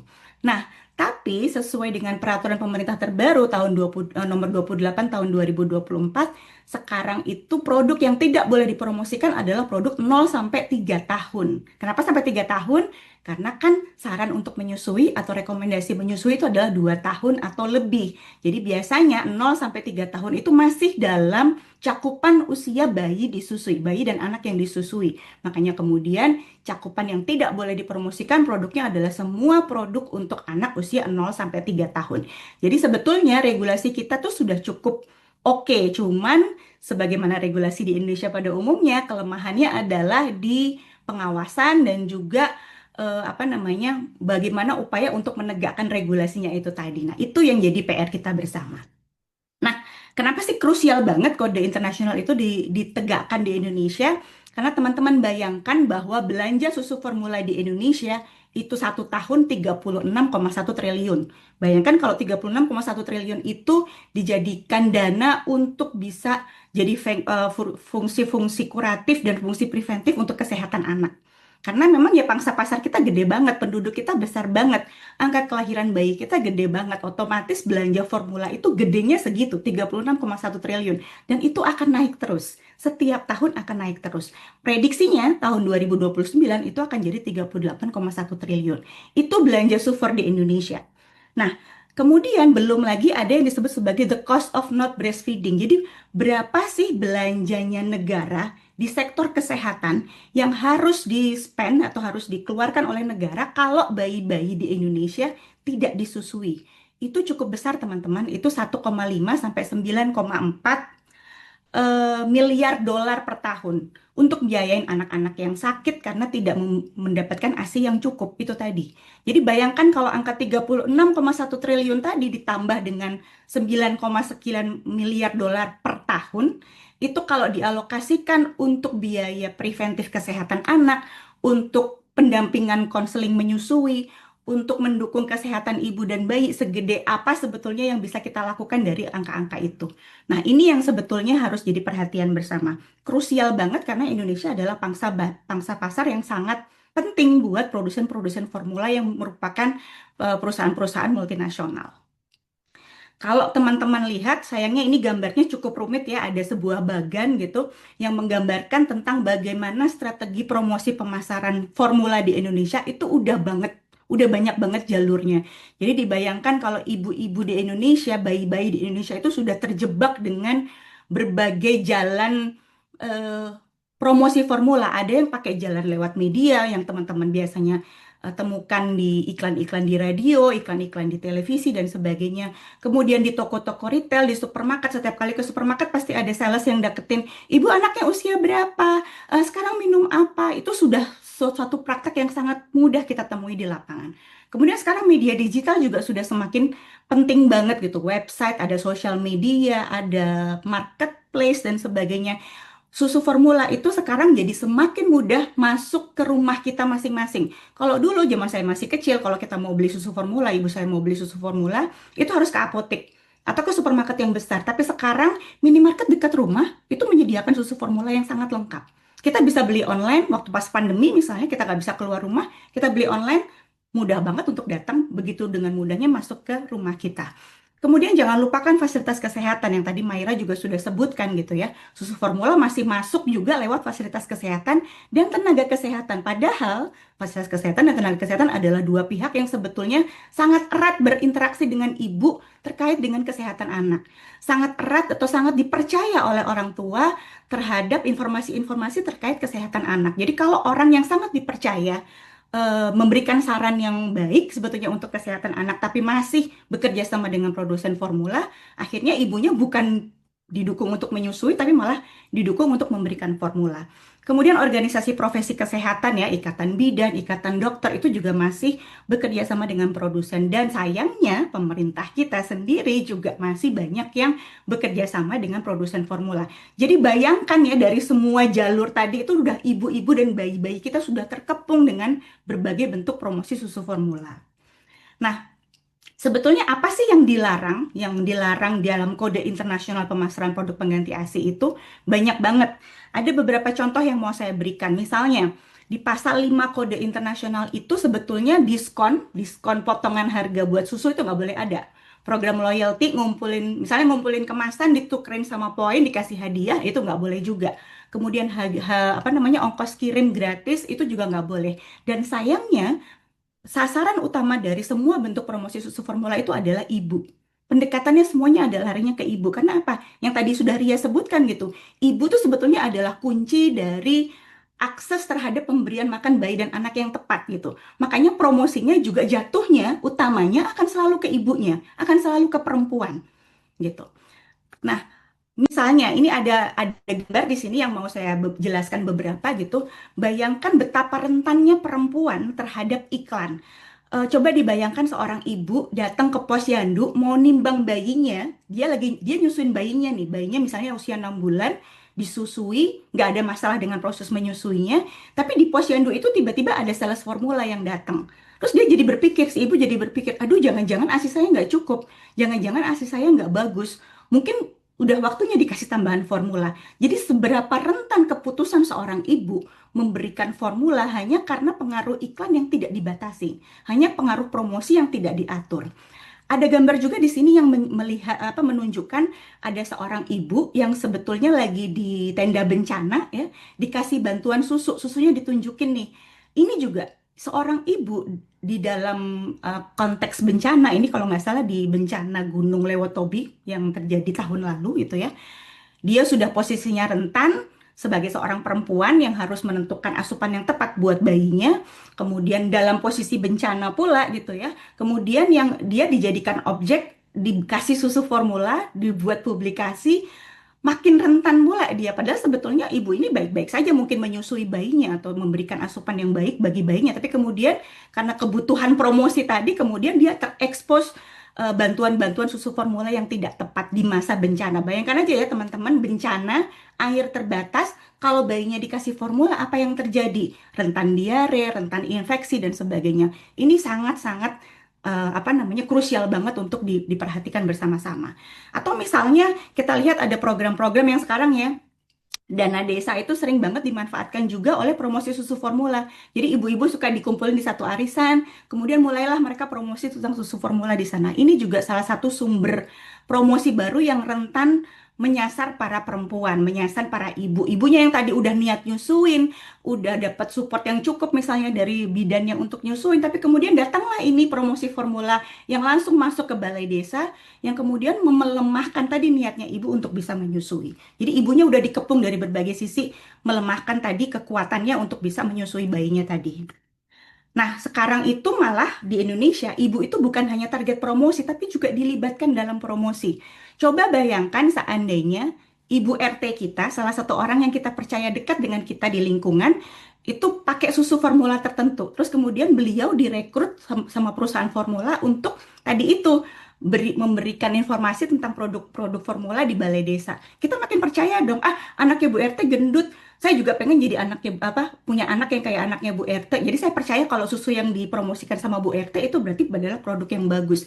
Jadi sekarang ibu itu bukan hanya rentan sebagai target konsumen, tapi juga dilibatkan dalam proses promosi. Ini juga yang sebetulnya kasus yang butuh PR banyak banget dari pemerintah untuk diatasi. Karena ini pola baru dalam promosi susu formula di Indonesia yang makin membuat posisi perempuan makin rentan, dan anak-anak ya, karena kadang-kadang anak-anak juga dilibatkan dalam proses promosinya gitu. Kemudian kayak satu lagi regulasi yang melarang misalnya petugas marketing tuh nggak boleh deketin ibu. Jadi kalau ada teman-teman yang kadang-kadang suka ditelepon sama sales nawarin soal susu gitu, itu sebetulnya nggak boleh. Di Indonesia itu praktek yang masih sangat umum dilakukan. Nakes dan Vaskes itu juga tidak boleh bekerja sama dengan Sufor, tapi sayangnya prakteknya di Indonesia masih seperti itu. Padahal tadi yang sudah saya sebut, Nakes dan Vaskes itu harusnya adalah jadi pihak yang paling terpercaya, memberikan informasi yang objektif tentang bagaimana ibu memberikan asupan yang terbaik bagi bayinya. Jadi itu yang sebetulnya Nakesnya itu harus bebas konflik kepentingan gitu. Nah, ini yang tadi saya sudah niat sampaikan di awal.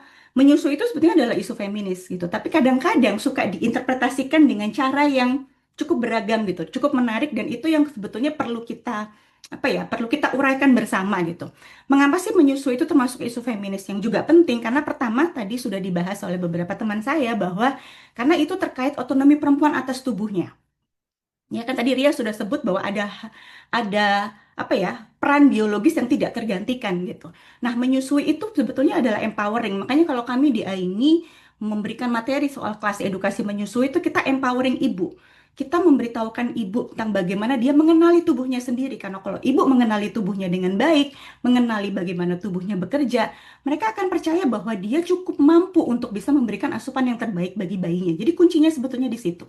Kemudian yang kedua, kenapa itu adalah isu feminis yang penting? Karena menyusui itu terkait dengan perlindungan maternitas. Karena perlindungan maternitas dan dukungan menyusui yang bagus itu adalah bentuk pengakuan legal dan sosial negara terhadap peran dan kontribusi perempuan. Karena kalau itu nggak dilakukan, berarti negara tidak memberikan pengakuan tadi itu bahwa perempuan itu tetap bisa kok berperan secara optimum di publik, di ranah publik, meskipun dia ya tadi itu harus hamil, harus memasuki fase hamil, menyusui, dan pengasuhan anak. Kemudian yang ketiga, cuti maternitas itu harus diletakkan dalam kerangka perlindungan perlindungan maternitas yang komprehensif. Kalau di Indonesia, cuti 6 bulan itu sangat politis ya. Sering banget dipakai untuk promosi, untuk apa ya, untuk kampanye gitu. Padahal isu tentang perlindungan maternitas itu nggak cukup hanya bilang, oke, orang Indonesia, perempuan Indonesia tuh butuh cuti 6 bulan yang berbayar. Tapi itu harus dilihat dari kerangka yang jauh lebih komprehensif. Nggak hanya bicara soal durasi, tapi juga bagaimana perlindungan yang lebih lengkap. Kemudian menyusui dan kesetaraan gender itu sebetulnya beririsan kalau kita bicara tentang Sustainable Development Goal yang digariskan oleh UN. Kayak misalnya di SDG nomor 5 yang terkait dengan gender equality itu beririsan langsung dengan isu menyusui. Bahwa menyusui itu sebetulnya tadi itu ya, empowering perempuan, empowering ibu, dan sebetulnya sumber ekualitas yang awal. Kalau semua bayi bisa mendapatkan hak untuk disusui, itu sebetulnya adalah hak ekualitas awal yang diterima oleh setiap manusia yang tadi sudah Ria bilang sebagai makanan yang pertama tadi itu. Tapi masalahnya di seluruh dunia itu masih ada sekitar 650 juta perempuan yang bekerja yang tidak punya dukungan maternitas yang cukup untuk dia berhasil menyusui. Jadi meskipun sudah masuk SDG sekalipun, tapi ternyata praktek di lapangannya tidak seperti itu. Nah, bagaimana kemudian perspektif feminis memandang pemasaran formula yang tadi sudah saya jelaskan dari awal? Pertama, industri itu harus dilihat sebagai pihak yang mengeksploitasi politik gender. Kenapa gitu? Karena biasanya industri itu beranggapan, ya udah kalau perempuan, kalau ibu mau tetap aktif beraktivitas di luar rumah, bisa bekerja di luar rumah, ya udah kasih susu formula aja. Karena biar bayinya nggak perlu nempel terus sama ibu bisa bebas beraktivitas di luar rumah. Padahal tidak seperti itu. Itu bukan konteks sosial dan sistemik yang kita butuhkan untuk mendukung ibu. Jadi harusnya kayak gini-gini tuh harus perspektif seperti ini tuh harus dijauhi karena jadi menjauhkan kita dari masalah yang sesungguhnya. Ibu menyusui sebetulnya harus diproteksi, harus kemudian diberi apa namanya dukungan di tempat kerja oleh negara, oleh pemberi kerja dan sebagainya, tapi malah dialihkan gitu ya. Ya udah kasih formula aja beres, nggak usah mikir yang macam-macam. Perusahaan nggak usah nyediain ruang laktasi, nggak usah ngasih apa namanya cuti maternitas yang cukup. Jadi mengalihkan dari masalah yang sesungguhnya gitu. Kemudian yang kedua yang tadi sudah saya bahas di awal adalah teknik manipulatif. Jadi pemasaran formula itu menyasar kelemahan ibu. Ibu itu kan suka khawatir ya, aduh bayiku dapat asupan yang cukup apa enggak? Aduh bayiku tuh nggak bisa tidur gitu. Gimana sih dia biar bisa tidur? Sehingga kemudian susu formula menciptakan susu untuk bayi bisa tidur lebih nyenyak gitu kan. Jadi mengeksploitasi kekhawatirannya ibu. Nah teknik manipulatif ini yang kemudian harus kita lawan bersama-sama. Kemudian, nah ini tadi ya, kode internasional itu kan targetnya selalu ibu gitu. Di satu sisi mereka selalu mengagung-agungkan ibu. Ibu itu yang paling tahu kebutuhan anak. Ibu itu yang cuman ibu yang bisa apa namanya bisa mengerti anaknya gitu. Sementara iklan formulanya selalu menganggap kalau bayinya atau anaknya minum formula, dia bisa jadi balerina, dia bisa main biola dan sebagainya. Padahal anak-anak itu bisa jadi sepintar itu, bisa jadi seaktif itu karena peran orang tuanya, bukan peran susu formula gitu. Itu ya apa namanya pesan-pesan yang sering banget salah di apa namanya digunakan oleh produsen formula dan itu melemahkan ibu. Nah, ya, pandangan yang ketiga itu adalah strategi pemasaran itu sering membuat apa ya formula itu tampak sebagai sebuah pilihan yang realistis untuk ibu, terutama ibu yang harus beraktivitas keluar rumah. Yang akhirnya tadinya mengesampingkan tadi itu membuat perempuan jadi nggak berjuang buat haknya di tempat kerja untuk bisa menyusui, membuat kita semua melupakan bahwa ya udahlah kalau emang udah nggak bisa kasih sufor karena harus nggak bisa kasih ASI karena harus bekerja ya udah kasih sufor aja gitu kan. Jadi kita semua lari dari fokus utamanya ya yang tadi itu ya memberikan dukungan pada ibu terutama untuk ibu bekerja. Bagaimana sistem sosial kita, bagaimana sistem ekonomi kita bisa kondusif untuk semua perempuan untuk bisa beraktivitas di luar rumah walaupun mereka harus menjalankan berbagai peran itu tadi. PR kita apa aja masih banyak banget kita harus mengatur tadi itu ya mengatur ketat apa panduan kerjasama apa namanya Vaskes, Nakes, organisasi profesi kita semua sebagai masyarakat punya peran yang sama untuk mengawasi promosi produk pengganti ASI karena itu bukan tugasnya tenaga kesehatan, bukan tugasnya pemerintah tapi juga tugas kita semua. Gitu. Yang terpenting juga tadi itu ya mengembalikan perjuangan untuk menciptakan cuti maternitas yang komprehensif bukan hanya sekedar memberikan 6 bulannya aja, bukan hanya memberikan gaji yang cukup buat ibu selama dia cuti, tapi juga harus melihatnya dalam kerangka yang komprehensif. Itu yang saya kira penting. Terima kasih banyak. It takes a village to support breastfeeding mother. Itu yang selalu kita sampaikan kepada teman-teman semua. Terima kasih kembali pada Nia. Terima kasih Nita atas paparannya yang luar biasa bagus dan menarik, sangat eye-opening juga mudah-mudahan buat teman-teman yang ada di sini. Kita sampai di sesi yang tadi penuturan yang terakhir. Kita ada sesi tanya jawab. Sepertinya kalau ada yang mau bertanya atau mau mengomentari atau mau apapun itu Sudah ada silakan. pertanyaan 8 Mbak Nia di Q&A. Itu banyak sekali. Mungkin yang bisa open mic dulu saja, nanti yang di Q&A kita jawab satu persatu. Ini boleh Kakak Tommy Chandra yang sudah raise hand duluan, silakan. Oke Kak, aku yang nanya di Q&A juga aku juga sih itu 3 biji pertanyaan. Oke, aku mau nanya Kak, sorry jika tadi terlewat karena sambil kerja ya.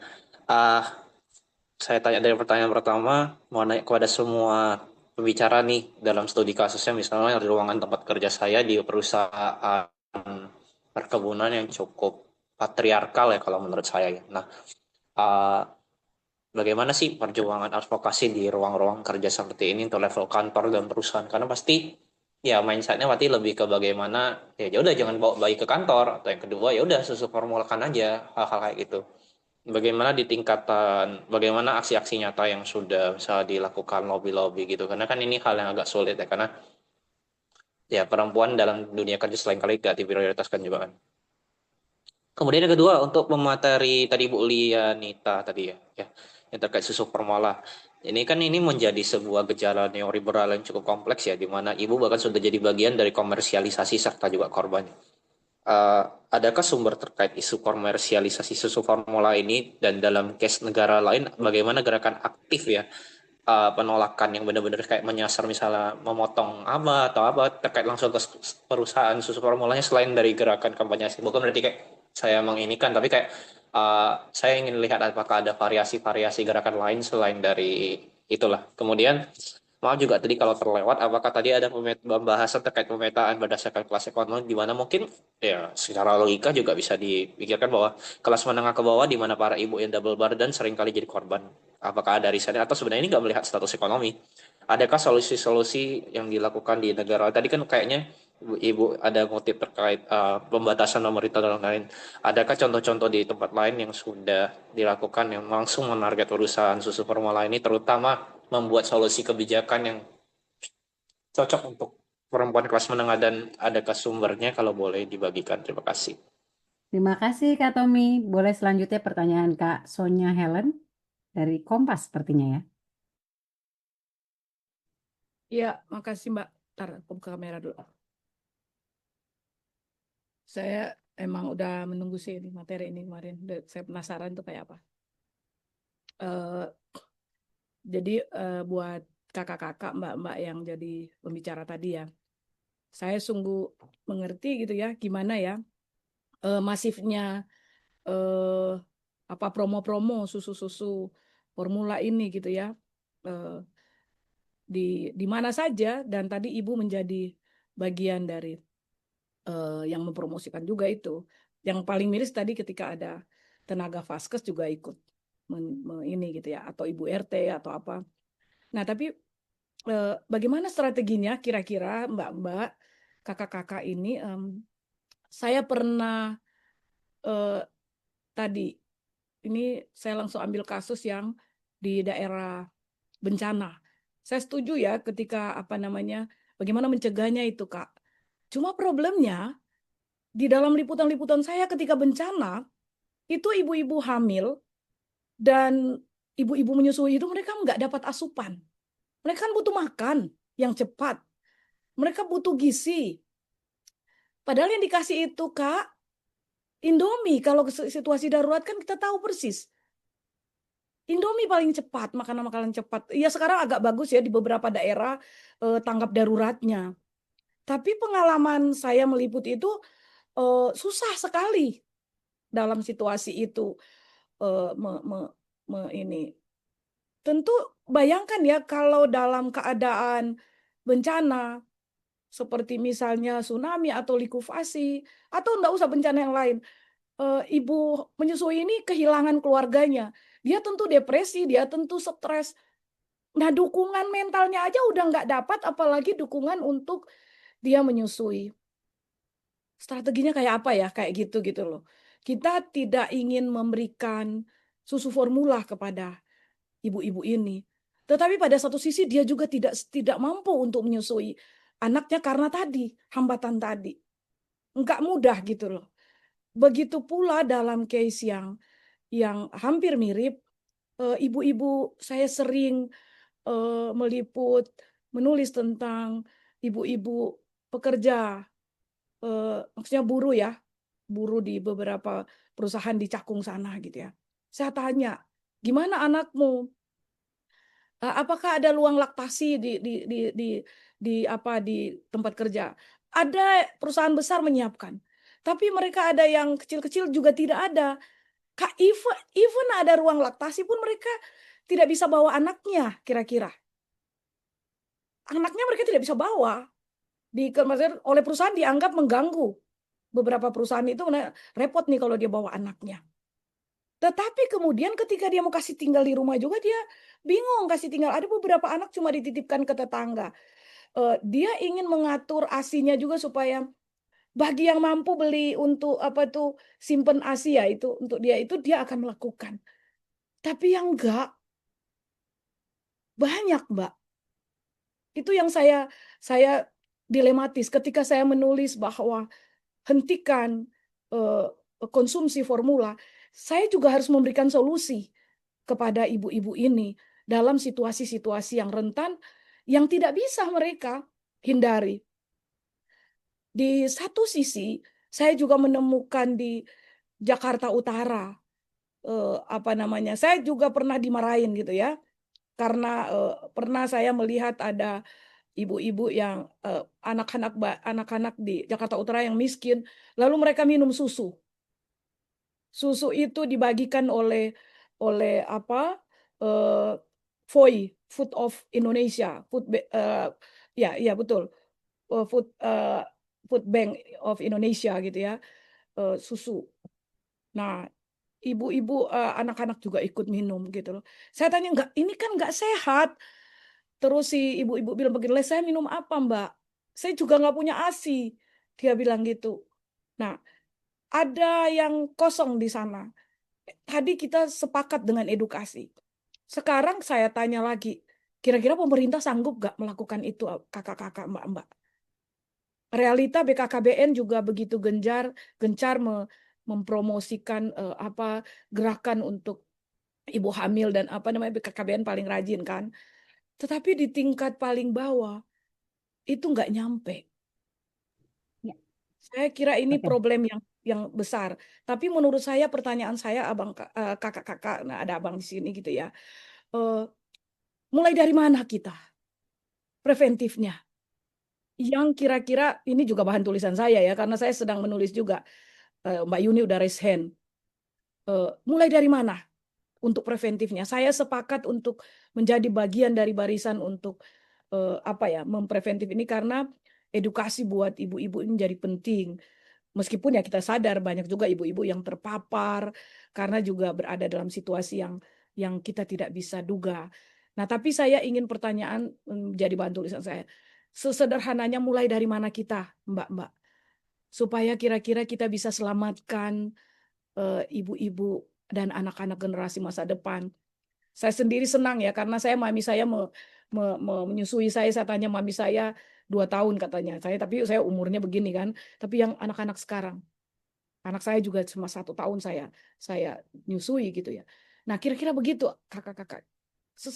Langkah sederhana apa yang langsung bisa kena dan bisa saya nggak mau bilang ampuh ya karena kita yakin sekali regulasi juga nggak ampuh. Lalu bagaimana kakak-kakak melihat RUU KIA? Sebenarnya ini possible diterapkan, bisakah diimplementasikan? Jangan-jangan itu cuma undang-undang macan ompong aja. Demikian, makasih, maaf terlalu panjang. Terima kasih Kak Sonya. Oke, kita lanjut dulu ke pertanyaan dari Yuni. Silakan, nanti baru kita jawab ya 3 pertanyaannya ini. Silakan Kak Yuni.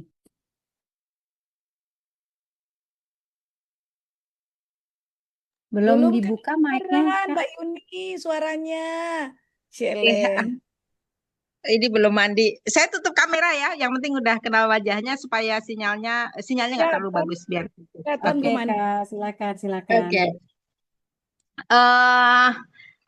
Menarik. Maaf saya tidak ikut dari awal. Jadi kalau yang pertanyaan saya ini mungkin sudah dibahas di sebelumnya, minta maaf. Saya pernah nulis ini juga di Kompas tentang catatan kritis dari perspektif feminis tentang KIA ya, yang tadi Kak Sonya munculkan. Saya pingin melihat gini, dari perspektif feminis ya, menyusui itu mau kita lihat seperti apa ya. Saya sendiri sebagai feminis, saya 2 tahun, 2 anak saya 2 tahun full saya susui, karena bagi saya sebagai feminis, ketika saya memutuskan menikah, ketika saya memutuskan punya anak, maka responsibility saya adalah juga hak anak tetap harus saya penuhi gitu ya. Itu saya merasa ini posisi yang penting. Selain itu saya sepakat tadi jangan perempuan ditipu oleh formula, susu formula, perusahaan harus kasih ruang laktasi dan lain sebagainya, itu saya sepakat gitu. Tapi kadang saya juga berpikir gini, saya ingat waktu ke Jember itu ada perempuan, saya mendengar dari kawan dari yang melakukan pendampingan, perempuan sampai bunuh diri gara-gara dia tidak bisa menyusui dan dia pakai formula, dan stigma terhadap dia tidak mau menyusui itu sampai akhirnya membuat dia suicide gitu ya, bunuh diri gitu. Nah, kalau dari konsisten dengan perspektif feminis, sebetulnya kan ketika kita punya susu yang bisa memproduksi ASI, ketika punya rahim yang bisa melahirkan, itu kita jangan salah bahwa konstruksi gendernya bahwa perempuan harus menyusui dan perempuan harus melahirkan gitu. Nah, ini keterjebakan ini yang sering harus kita kritisi, bahwa memang kita punya rahim, memang kita punya susu yang bisa memproduksi ASI, tapi saya dalam training gender saya selalu bilang biologisnya begitu, tapi secara gender sebenarnya perempuan juga bisa memilih gitu ya, untuk dia mau menggunakan rahimnya untuk melahirkan atau dia menggunakan susunya, payudaranya untuk memproduksi ASI atau dan lain sebagainya gitu. Jadi menurut saya soal otonomi tubuh ini, saya bahasa di tulisan saya di Kompas, jangan sampai terjadi infantilisasi isu perempuan, dalam arti gini, perempuan selalu dikalahkan ketika berhadapan dengan hak anak gitu ya. Negara ini baru menghormati perempuan kalau kita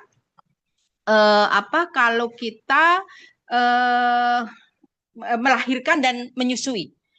Coba isu KS, itu lama sekali negara memberikan perhatian gitu. Tapi kalau berhubungan dengan tubuh kita punya anak, itu baru dihargai. Jadi itu yang saya kritik dari cara berpikir di KIA gitu ya, termasuk juga dalam konteks menyusui ini, perempuan baru orang sibuk bikin ruang laktasi karena berhubungan dengan hak anak. Tapi perempuan sebagai haknya sendiri itu sering dia tersublimasi. Nah, jadi pertanyaan saya seperti itu, bagaimana otonomi tubuh perempuan ini, dia sisi lain juga hak anak penting gitu ya, tetapi gimana tidak saling tersublimasi gitu ya.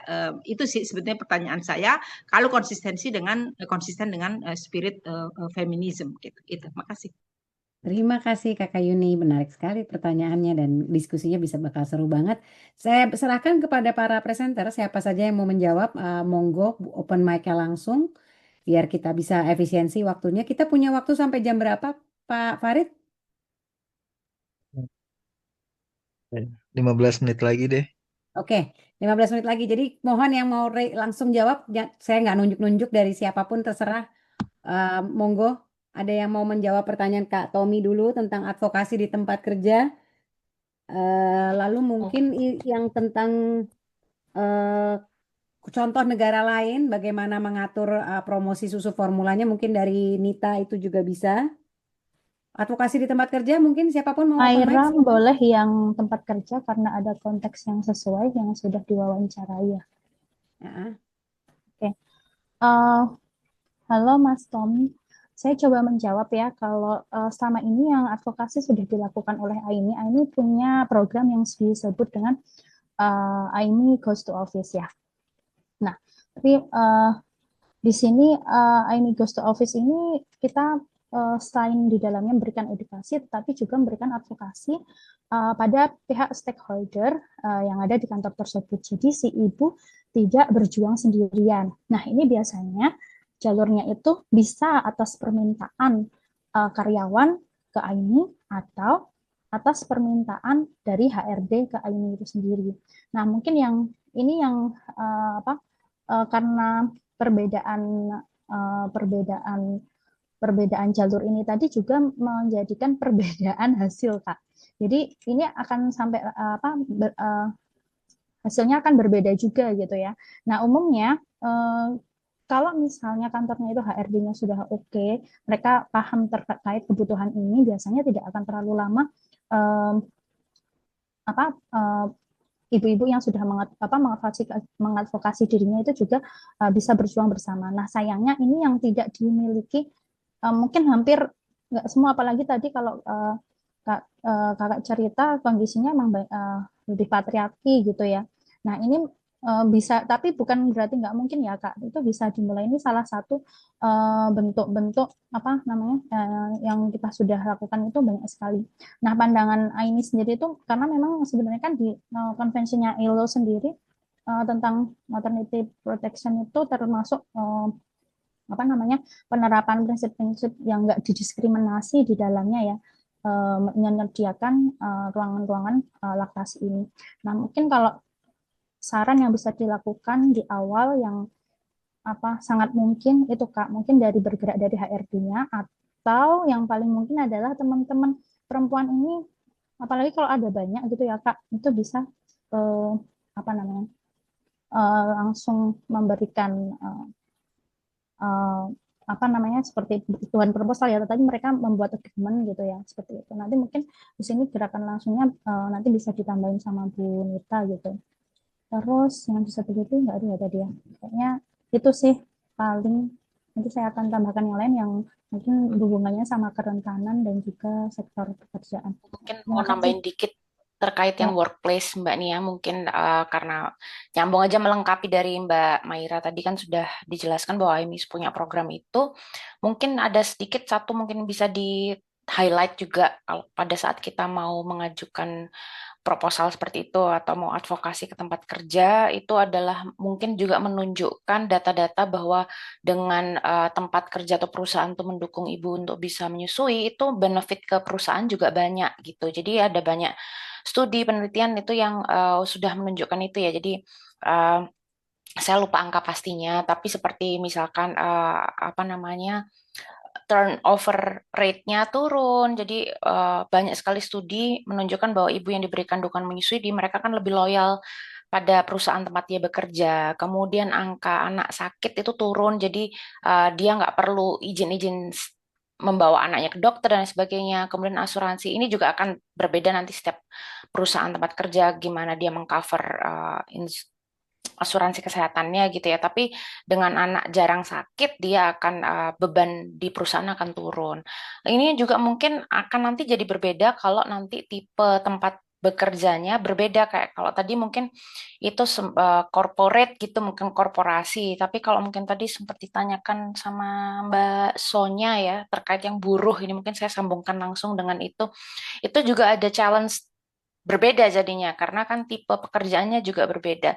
Tapi tadi yang disampaikan Mbak Maira mengenai program di AIMI juga bisa tetap dilakukan, diupayakan di tempat kerja, demikian juga termasuk juga ini benefit kepada perusahaannya. Itu sih menurut saya. Makasih Mbak Nia. Terima kasih. Lanjut ke Nita untuk pertanyaan berikutnya dari Mas Tommy karena waktu kita terbatas. Boleh, Mau nambahin soal jangankan di lingkungan kerja yang masih paternalistik ya Mas, lingkungan sekolah anak-anak kita, berapa banyak sih lingkungan sekolah yang punya ruang laktasi gitu. Makin banyak juga guru yang tidak punya dukungan untuk bisa menyusui, nggak bisa bawa bayinya ke tempat kerja, nggak bisa bawa anaknya ke tempat kerja. Jadi nggak jauh-jauh ke sektor-sektor yang sangat laki-laki oriented gitu ya, di sekolah anak-anak kita aja yang sebetulnya banyak mayoritas perempuan, itu sebetulnya tidak pernah tercater dengan baik itu kebutuhannya. Aksi nyatanya sebetulnya saya selalu bilang kepada semua ibu pada saat kapanpun sosialisasi bahwa dukungan itu nggak bisa datang dari atas. Jadi kadang-kadang memang harus diupayakan dari bawah. Jadi harus bottom up. Dan itu bukan tugasnya perempuannya aja, bukan tugas ibu-ibunya aja, tapi juga teman-teman kolega laki-lakinya. Saya sama Nia pernah datang ke sebuah institusi gitu ya, yang dimana di situ kebijakan pro menyusui dan ruang laktasinya itu justru datang dari rekan-rekan laki-lakinya, dari bapak-bapaknya gitu yang menganggap bahwa kalau istri saya ada di tempat kerja ini sedang menyusui, dia butuh dukungan seperti apa. Jadi solidaritas itu bisa muncul bukan hanya dari perempuan yang mungkin jumlahnya sangat minoritas di sebuah tempat kerja, tapi justru bisa hadir dari para laki-laki ini tadi, bapak-bapak, mas-mas muda gitu yang mungkin bisa berpikir ke depannya, kira-kira kalau aku punya istri, kira-kira kalau aku punya bayi, aku pengen istriku bisa dapat layanan seperti apa di tempat kerjanya. Jadi dukungan itu bisa datang dari bawah, mulainya dari bawah, advokasinya juga bisa datang dari bawah. Selain tentu saja yang tadi sudah teman-teman saya sampaikan, bisa datang juga dari atas gitu ya. Kita datang ke manajemen, kemudian kita jelaskan tentang regulasinya, itu ada semua. Terkait tentang regulasi negara mana yang sebetulnya sudah banyak menerapkan ini, ada banyak sebetulnya. Filipina, Brazil, itu contoh-contoh negara yang sebetulnya mengatur ketat promosi formula, tapi juga sebetulnya tadi yang sudah saya sampaikan, mengatur ketat promosi formula tidak bisa berdiri sendiri. Harus diinterkoneksikan dengan perlindungan maternitas.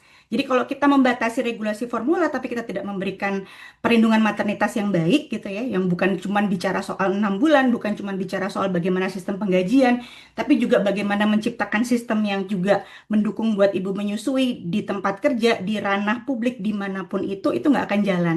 Karena tadi itu ya, kayak aku cerita di awal, mendukung menyusui itu kayak pilar 4 rumah gitu. Kita nggak bisa bicara soal dukungan di tempat kerja kalau nggak kita bicara soal pembatasan promosi formula. Kita nggak bisa bicara soal konseling ibu menyusui kalau kita nggak bisa bicara soal konseling keluarganya juga gitu. Jadi itu semua adalah satu paket yang harus dilakukan bersama-sama. Jadi nggak bisa kita ambil kebijakan sporadis. Oke, kalau kita mau mendukung menyusui, batasin promosi formula. Enggak. Jadi semuanya harus terinterkoneksi satu sama lain. Kayak misalnya yang paling gampang di Filipina itu kemasan formula yang menulis soal resiko pemberian formula itu gede-gede banget tulisannya. ASI adalah makanan yang terbaik, itu gede-gede. Jadi setiap kali seorang orang tua gitu ya mau beli formula, ngelihat tulisan itu udah mikir dulu. Jadi daripada dia beli ke supermarket beli susu, mungkin dia akan cari bantuan dulu gitu. Karena sama sebagaimana masalah kesehatan lain, kalau seorang ibu punya masalah menyusui, tentu yang dicari adalah dukungan bagaimana supaya dia bisa keluar dari masalahnya. Itu yang mungkin harus disosialisasikan juga. Jadi bukan datang ke supermarket, tapi datanglah ke tenaga kesehatan terdekat yang punya kompetensi layanan konseling menyusui. Itu yang mungkin harus disosialisasikan lebih lanjut. Pertanyaannya Kak Sonya tadi yang tentang bencana, iya Kak, sedih banget sebetulnya ngelihat seperti ini. Kalau mau besok hadir juga di webinarnya teman-teman dari Urindo, yang ngisi juga saya, Nia, dan teman-teman yang akan bicara soal konteks bencana gitu. Jadi promosi formula dalam konteks bencana, apa yang bisa kita lakukan dari situ. Sebetulnya kalau mau bicara regulasi, lagi-lagi di Indonesia regulasi itu sudah cukup komplit, tapi sayang penerapannya tidak seperti itu di lapangan. Di regulasi kita tuh sebetulnya sudah cukup komprehensif terkait penanganan bencana. Kayak misalnya ada fase 2 hari pertama, kemudian hari ketiga sampai kelima tentang identifikasi kelompok-kelompok pengungsi yang rentan, kemudian apa yang harus dilakukan, konsep dapur umum, di mana kemudian kayak Aini itu selalu kalau misalnya ada bencana tuh yang kami lakukan sebetulnya adalah buka dapur umum, mensupport dapur umum yang sudah dilakukan oleh orang-orang di lapangan gitu, di tenda-tenda pengungsian gitu. Jadi sebetulnya sih by default strukturnya udah ada, tapi memang tadi itu ya banyak banget yang menggunakan konteks bencana untuk konteks-konteks performance gitu ya, kayak tadi pejabat bawa bantuan susu gitu. Sebetulnya regulasinya udah jelas banget bahwa tidak boleh ada bantuan susu yang seperti itu dan harus lewat satu jalur, harus lewat dinas kesehatan. Jadi bentuk-bentuk performatif kayak tadi itu sebetulnya nggak boleh ada. Tapi ya lagi-lagi gitu ya, yang selalu kita temukan di lapangan adalah praktek sama regulasinya memang nggak bisa sejalan gitu. Tapi ya bukan berarti kita berhenti berjuang kan. Kalau saya dan teman-teman Aimi selalu bilang kita selalu berjuang di jalan yang sepi, tapi kita nggak boleh berhenti berjuang gitu. Jadi setiap apapun yang kita bisa lakukan, sekecil apapun kontribusinya itu bisa kita lakukan. Termasuk misalnya sekarang ini konselor menyusui udah banyak banget, layanan konseling menyusui baik online maupun tatap muka udah banyak banget. Kementerian Kesehatan udah punya layanan konseling online, kami di Aimi sudah punya konseling online juga selama 17 tahun. Jadi mungkin itu yang udah mulai gitu, mulai membantu ibu mengidentifikasi siapa sih konselor menyusui yang paling dekat yang bisa diakses gitu. Jadi itulah kalau misalnya punya temen yang lagi hamil, udah belajar tentang nyusuin belum? udah ikut kelas-kelas belum? Ya, kelas-kelas tuh gampang banget sekarang, bisa diakses online juga. Konselor menyusui juga sudah semakin banyak. Jadi itu adalah kontribusi paling kecil yang bisa kita lakukan di lingkungan. Nggak usah mikir yang gede-gede dulu gitu ya, tapi apa yang bisa kita lakukan untuk teman-teman kita yang mungkin belum terpapar informasi gitu. Terkait RUU KIA, aku sekalian aja ya gitu. Kami di AIMI juga waktu itu ikut terlibat dalam undang-undang RUU KIA, dan kita sebetulnya juga agak kecewa sama beberapa draftnya yang kemudian udah keluar gitu ya, karena tidak sesuai dengan sebetulnya apa yang kita harapkan dari dukungan terhadap menyusui yang komprehensif tadi itu.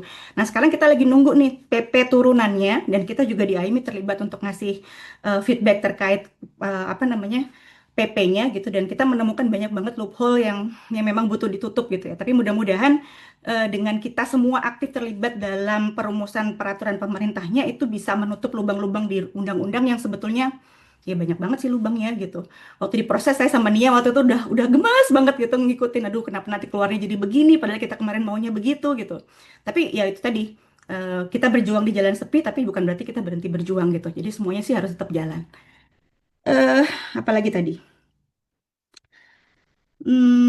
Mbak Yuni yang terakhir ya, sebelum nanti kalau ada teman-teman yang mau nambahin. Betul banget bahwa di satu sisi memang yang tadi Mbak Yuni sudah sampaikan, kita sebagai perempuan ketika kita berkomitmen untuk menikah dan punya anak, itu kewajiban ya, itu bagian dari upaya kita untuk memenuhi haknya anak gitu. Tapi kemudian pertanyaannya adalah bagaimana tentang perempuan yang tadi itu yang harus kemudian menghadapi stigma lingkungan gitu kalau dia nggak menyusui, seperti apa.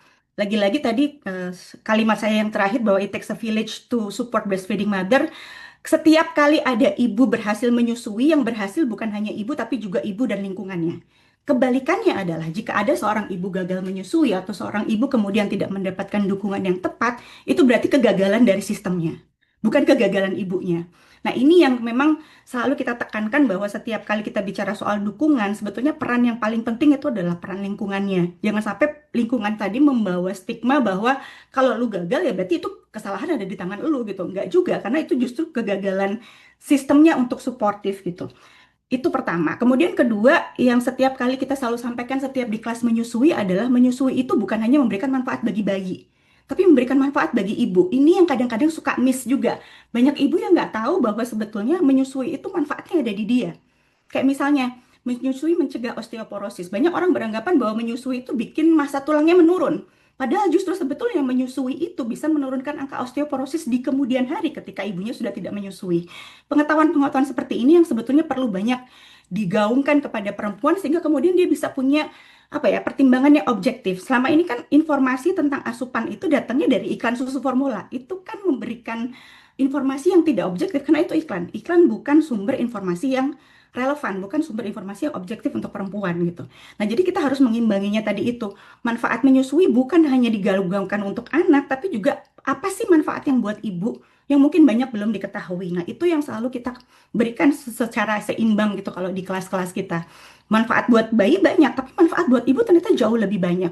Sehingga kemudian dia bisa menimbang, oke, dengan manfaat yang seperti ini, dengan manfaat yang bukan cuma buat bayi tapi juga buat saya, resiko yang bukan cuma buat bayi tapi juga buat saya bisa memberikan asupan yang seperti apa yang tepat buat anak saya. Itu pertama.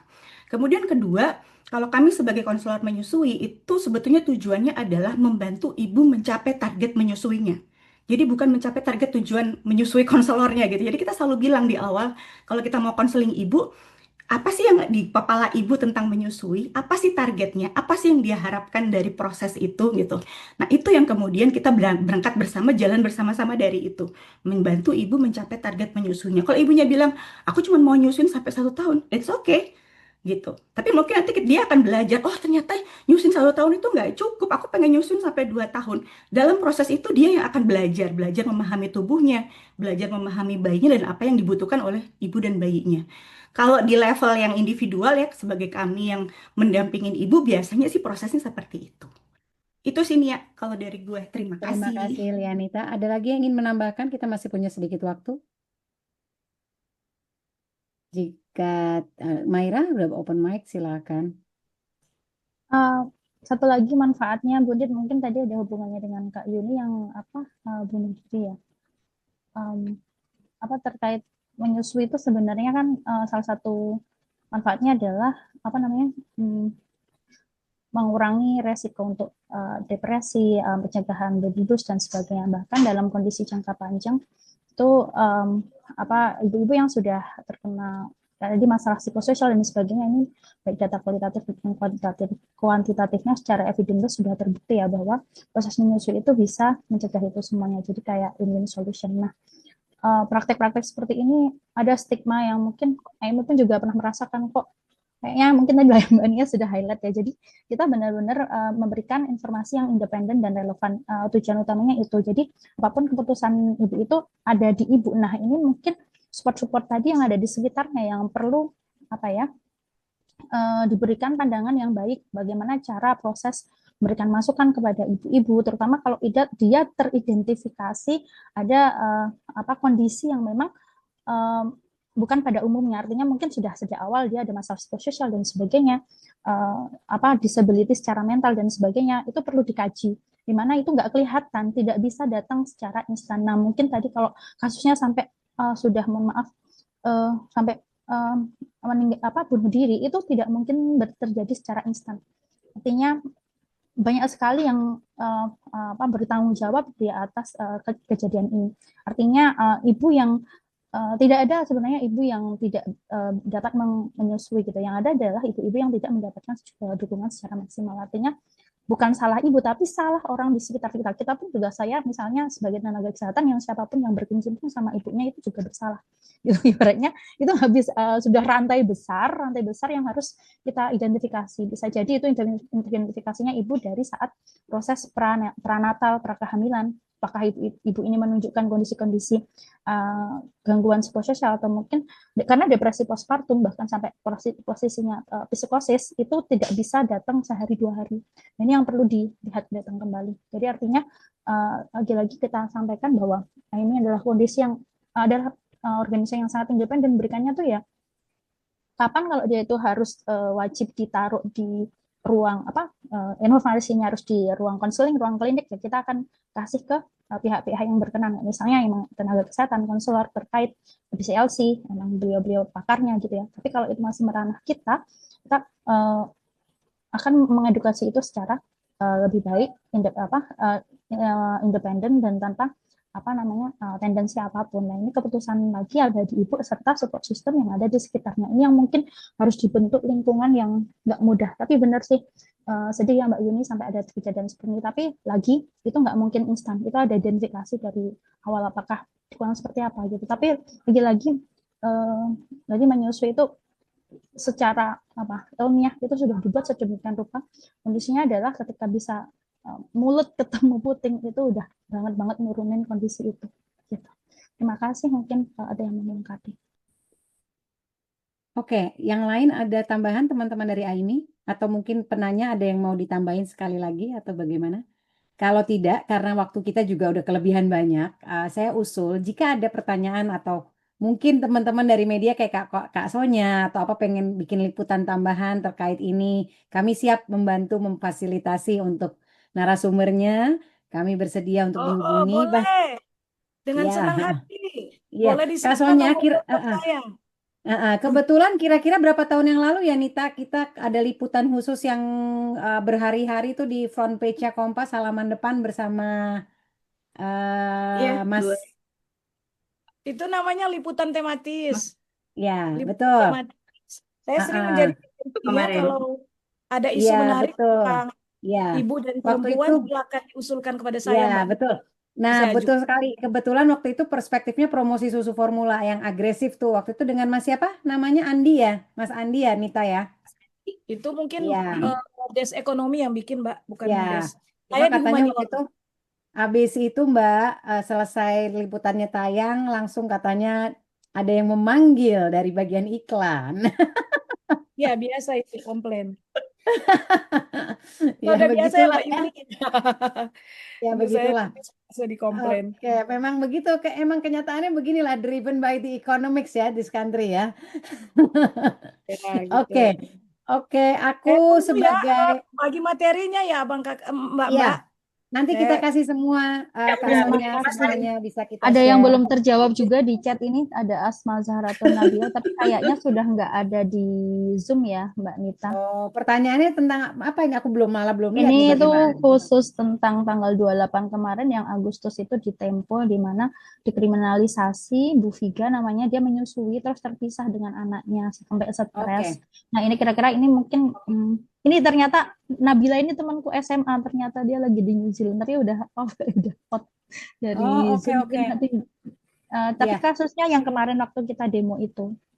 Oke, Ini oh iya kita juga lagi mendampingi itu. Kebetulan kami dilibatkan bersama timnya yang lagi mengadvokasi itu. Kami akan mengirimkan surat untuk terkait hal ini rencananya lagi di drafting sama divisi advokasi dari AIMI dan sudah ada diskusi terkait ini baru aja kemarin dibahasnya.